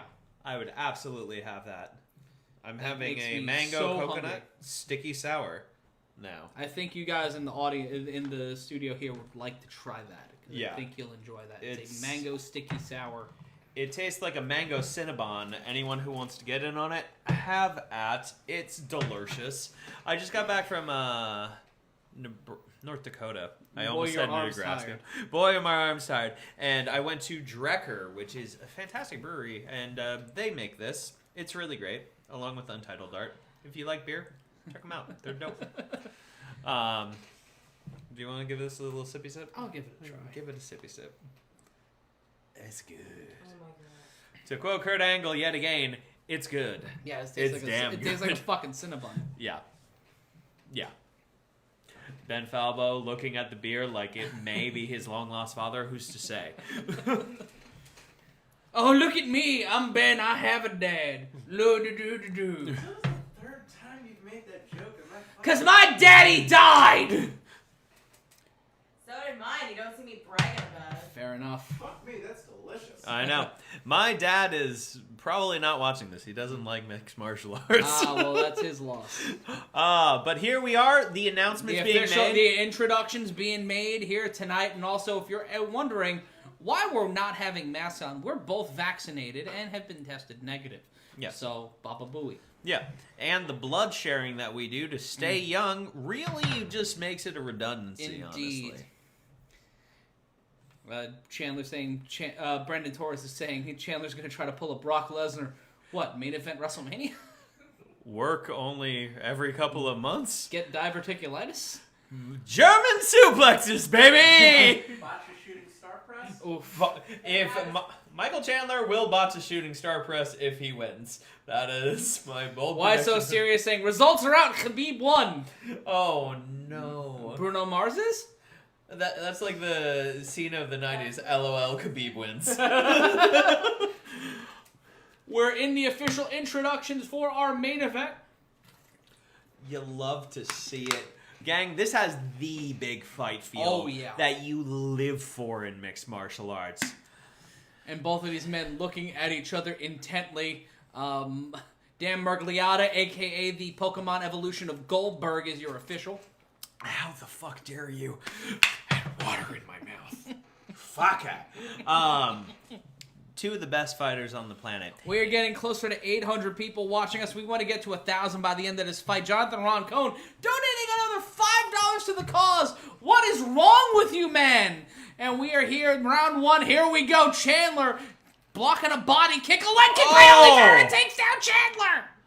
Punches to the body by Chandler. Chandler in a bit of trouble here as Du Bronx trying to set it off. That wide stance of Michael Chandler is leaving that lead leg open for the brutal front kicks and the leg kicks of Charles Oliveira. Chandler with shots to the body, trying to go to the chest and waist. Chandler getting a leg kick again from Oliveira, but Chandler throwing some solid shots, throwing a left that could have killed the man. His size difference looks so significant. He looks like Little Mac. And a takedown attempt, guillotine attempt by Chandler. Chandler locking in the guillotine. Just in a minute gone by in round number one. Pardon me, 2 minutes. He has the arms. Can he get the legs? 410, no, and broken by Oliveira. 4:08 left to go in the round. Chandler on the bottom here as Oliveira tries to transition into side control. Takes the back of Chandler, trying to stop it. Can he defend? Can he defend against one of the great submission artists of the UFC? Oliveira takes Chandler back, trying to hook it in. Trying to hook in the RNC. Trying to end this fight a minute 15 into it. Legs are hooked. This is a war to get that RNC trying to right backpack him here. Sorry, Brendan. Trying to backpack him here. 3:36 left to go in round number one. Oliveira in control, and it looks like Chandler is bleeding. To his feet. Backpacked! Backpack. Chandler tried the back bump with Oliveira on his back. Chandler trying to fight out of it. He does. He breaks the attempt at the RNC, but he is still in trouble as he is grapevined by the long legs of Charles Oliveira. The body lock is in on Michael Chandler, sapping his breath, sapping his energy, and he has a long 3 minutes to fight this off. Chandler gets an elbow right to the cheek as Oliveira trying to break him down here and trying to pull the submission. Remember, 19 submission victories from Charles Oliveira in his career. Fucking filthy, but this is also where championship experience comes in. When you've had those long fights, where you've had those later rounds, and when you've been in those deep waters, Michael Chandler is not panicking. But Chandler pivots out of it, and he's in top position, but a guillotine attempt from Oliveira. Oliveira on his back, trying to break into electric boogaloo his way out of it, gets into a turtle shell, and Chandler on his feet, and the tide of this fight has turned like a Barbra Streisand movie. Punch to the midsection, up kick from Oliveira. Chandler now in control with 2:18 left to go in the round. And we still have a lot of round left. Michael Chandler on his feet, kicking at the legs of Charles Oliveira, who is giving just the nicest little bicycle sit-ups, but kicking your fucking knees in. And fucking Chandler throwing heavy. Chandler eating a left hand to the jaw. Chandler coming in, lands a left. Big Oliveira shots. against the fence. Chandler. He's feeling it. Oh my God. Oliveira is down. Chandler landing shots with impunity to the head of Oliveira. This could be it. 1:45 left to go. Oliveira keeps the pressure away for a second. Now trying to pull for a triangle, and now wraps Chandler, who's in top position. 96 seconds. Holy shit. Oh, as my grandma would say, oh my God, what a fucking fight. 27 left to go, and this is in the same way that popped me. This fight is popping off, and Chandler trying to pull for a triangle. Elbow to the jaw from Chandler. Chandler trying to land and from Chandler Oliveira. going for deep ground and pound while Oliveira is still pulling guard and trying to pull every submission attempt he can. He has 19 of them, Matt. He can pull it anywhere. Oliveira looking like Macaulay Culkin after the Bees and My Girl with under a minute left to go, trying to end this one. My God. Michael Chandler is still stuck in guard right now of Charles Oliveira, a submission specialist who honestly is doing a brilliant job of keeping Michael Chandler at bay. From Chandler, and Chandler again with 38 seconds left to go, looking to pie out this motherfucker and take the belt home. Chandler briefly had side control, but gets pulled in by the guard of Charles Oliveira, and he is embraced more warmly than I've been by a woman in 4.5 years. In a cover now with 20 seconds left to go. Do you need a hug? No. Okay. I was being facetious, by the way. 15 seconds left to go. It's been 5. No, I kid. 8 seconds left in the round as Charles Oliveira defends from his back. He is beaten, bloodied, and scarred, and we will go to round number 2. How the fuck do you score that? My God! 10-9 Michael Chandler. Really? The fucking, at the midway point, that whole fight just shifted. Absolutely. And the momentum towards Chandler. Absolutely, but you cannot discount the way that Charles Oliveira nearly had his fucking neck in that rear naked choke, that RNC, not to be confused with something political. It was something beautiful. Shout out to Brian Sawhill, who donated $4.99 at a cause. Bad Bogey saying 9-9. No, it's a 10-9 must system, bruh.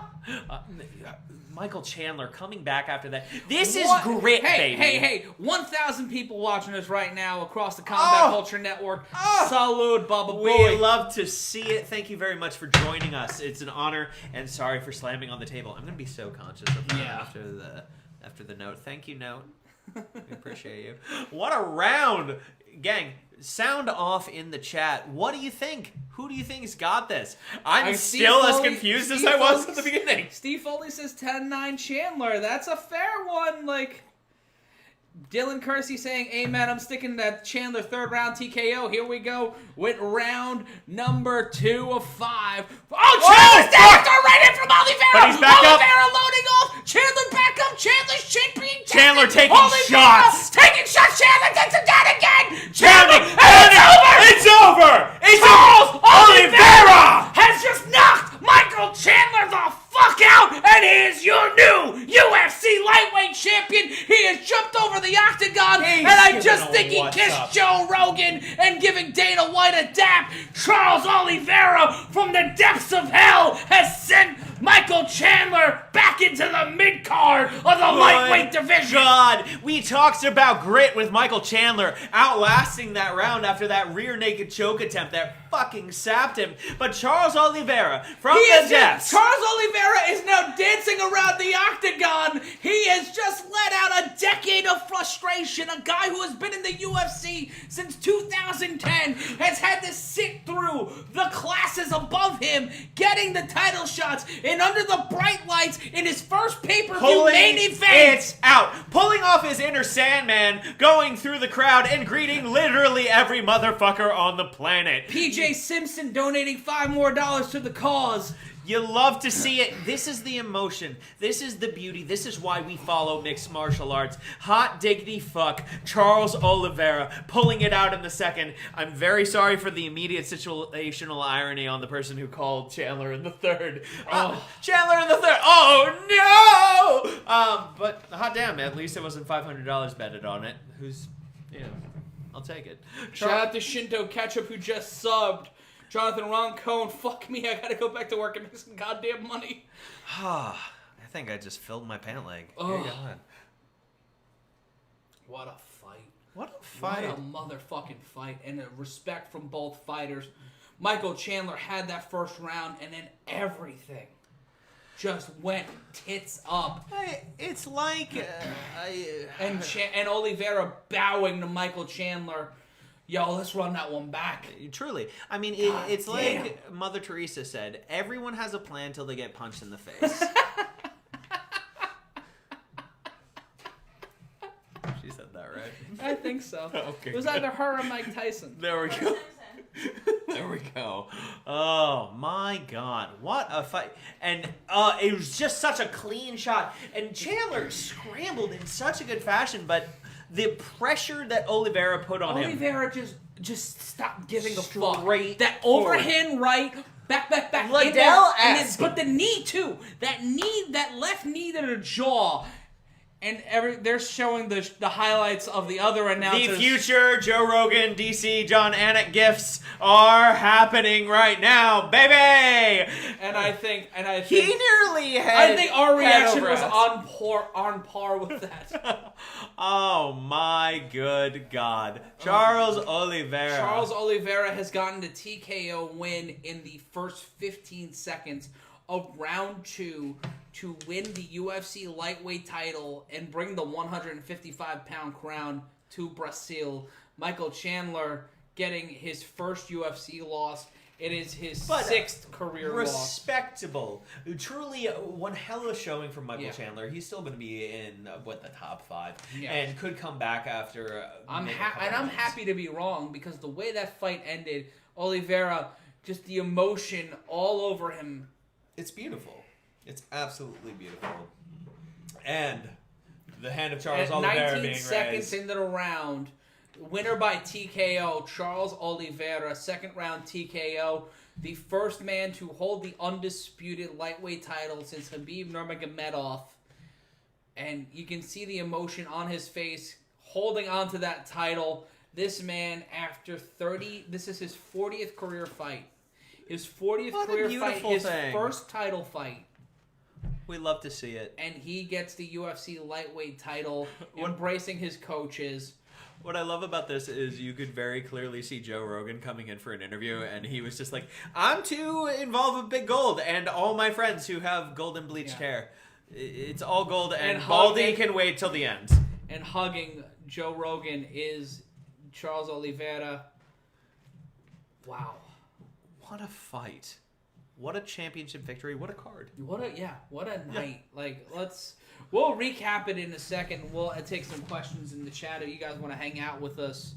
We're down to hang out. We're here. Jude Pagano asking who would win, Khabib or Oliveira. You can't not go for Khabib in that. Yeah, can't go against Khabib there. There's a 0 losses versus an 8 losses thing, but it's honestly, Khabib's head is out of the game. Charles Oliveira's head is very clearly in the game. The man is streaking in a way that Dan A. White, he wishes he could. Yeah. But it's really something. Who the fuck can take down Charles Oliveira? And in a division of sharks. It has been a division of sharks. It has been a division of sharks. Yeah. And who's waiting for him now? Who do we got? Dustin Poirier, the winner of Poirier McGregor. We have so many people at 155 pounds. We have the winner a potential of fight with McGregor. Justin Gaethje and Beneil Dariush. Oh God, that's gonna be beautiful. Like there is room at the top right now, and I cannot wait to see who is next for Charles Oliveira because that is a star-making fight. Truly. And the 155-pound division may not be the money-making division right now because of where Conor McGregor sits. Mm-hmm. But if Conor McGregor gets a win against Dustin Poirier, holy shit, do we have a ball game. Like, we really do. I'm really excited to see what's next. And you know what? I also think it is, to give Dustin his due, I think the fact that Dustin Poirier has a win over Conor fucking McGregor puts him in that high-level pay-per-view selling contention. Yep. I want to see Poirier versus Charles Oliveira. Yeah. I want to see Conor versus him. I want to see... And now he has passed... Charles Oliveira has passed Donald Cerrone for the most finishes in UFC history with 17. Well, now we need Donald Cerrone to go streak, and then... well, that's probably not going to happen. It's surely going to happen, man! I'm not in denial! It's fine. It's okay. It's okay. It's okay, buddy. I have so many feelings. Okay. It's okay. God damn it. Love you, cowboy. He lost so much. Well, let's take a look at the chat really quick. Nerds. Jeffrey Burton saying Bellator is no UFC. Oliveira got what he earned. We got Ashka Sharma joining us from India. Cool. The player guy, honestly, I don't think Justin will stand a chance with any of these guys. Interesting. Brandon Torres, he's got to fight. He's got to have to fight Khabib in the future, but Khabib is retired. Khabib is retired. He doesn't have to fight anyone. Khabib is busy. Yeah. I don't know. Khabibing. And shout out to everybody. We've raised $217 in the chat so far tonight. That's so real pretty cool. Awesome. We'll throw that at something cool. But what a night. What a card. Yeah. Just some surprising They situations. knew it was my first night, and they wanted it to be real nice for me. Thanks, UFC. What an evening. But Michael Chandler being interviewed, he's a consummate professional. He's shown up here in the last 10 or 11 years, and Michael Chandler showing respect here. It's not the end for him here. Absolutely not. This was a competitive fight. Listen, you can take a straight right to the jaw from Charles Oliveira and have the best of chins and go down. Yeah. And you know what? In my opinion, that's what the fuck happened tonight. I mean, Michael Chandler has such amazing movement and such amazing stand-up, but it happens. Yeah. It happens, and I'm not saying that is luck. I am saying that is skill. At this point, at this level, that is skill. And Charles Oliveira deserves all the credit in the world. But Michael Chandler, he's going to be around. I'm not worried about him. Who do you give Chandler next? You know what? Chandler Dariush. Or maybe Chandler Tony Ferguson. Both of these guys coming off a loss. Ferguson needing an emphatic win. And it resets Chandler to set him up for another title fight. I don't or like a Connor, that. or a I don't Connor like that fight, fight or a for Poirier Tony. fight. I don't like that fight for Tony right now. Nobody likes that fight for Tony. Not even Michael Chandler. I want Tony to take a year. Yeah. That's what I want. I want Tony to take a year. It's change of camp, see someone like a sports psychologist or something, because like a hot damn, it was such a shellacking of a performance going back to our co-main event, which exciting as hell, but also sad if you were a Tony Ferguson fan, which I am. What an evening of fights. Certainly. A great evening. A fun evening. One of those nights where you're just, as an MMA fan, really glad you got to watch it. I'm glad to watch it not only with you, Brendan, not only with Steph and Ben. But with the 1,000 people that we have? Of course, with everybody who watched us tonight across combat culture. Jonathan Roncone asking, where's Colby Covington? Who cares? Who cares? Fuck Colby Covington. Fuck Colby Covington. That is the official stance of yelling! That's right. On MMA Mania. Yeah, and combat culture and bloody elbow. And you know what? We'll wrap things up here as we get closer to 1 a.m. It's been a fun night. ZZ Flyer saying, hi, Matt. Chandler is not at the Oliveira level. We just saw that tonight.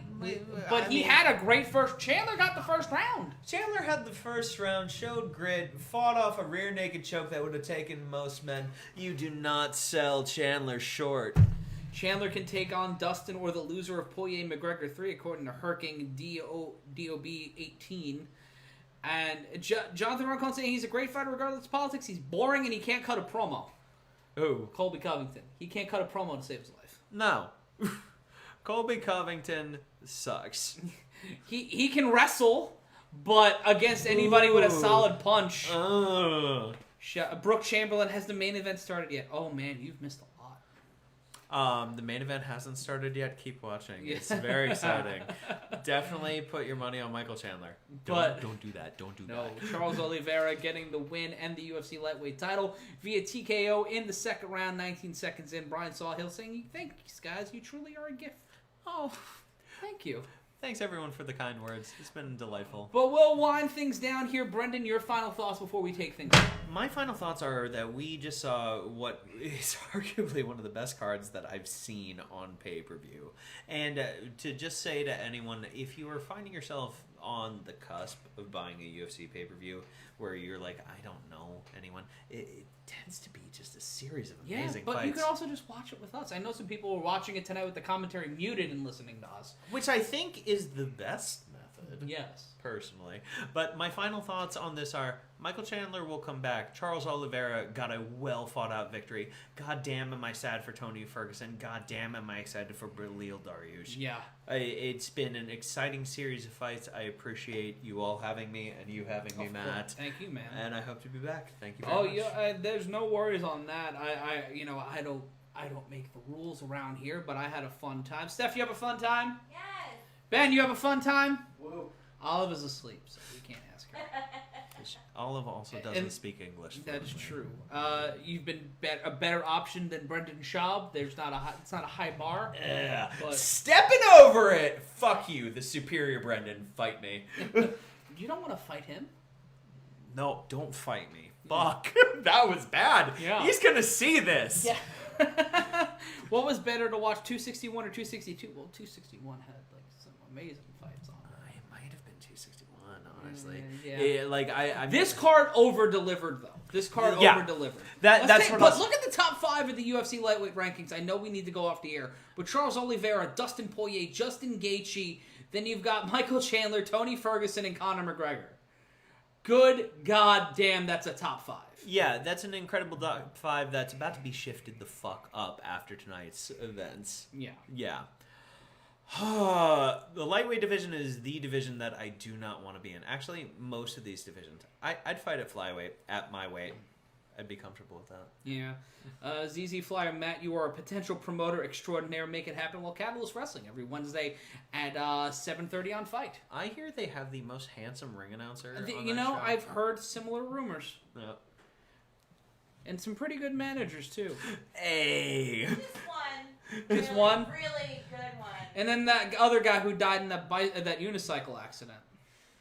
That's good booking. Thank you, everyone, for being with On us. that note, everybody, that's Brendan Sokler. I'm Matt Ryan for Stephanie Sotilli and all of us here at Combat Culture. We'll see you at UFC 263. So long from the Garden State. Mars. Yes.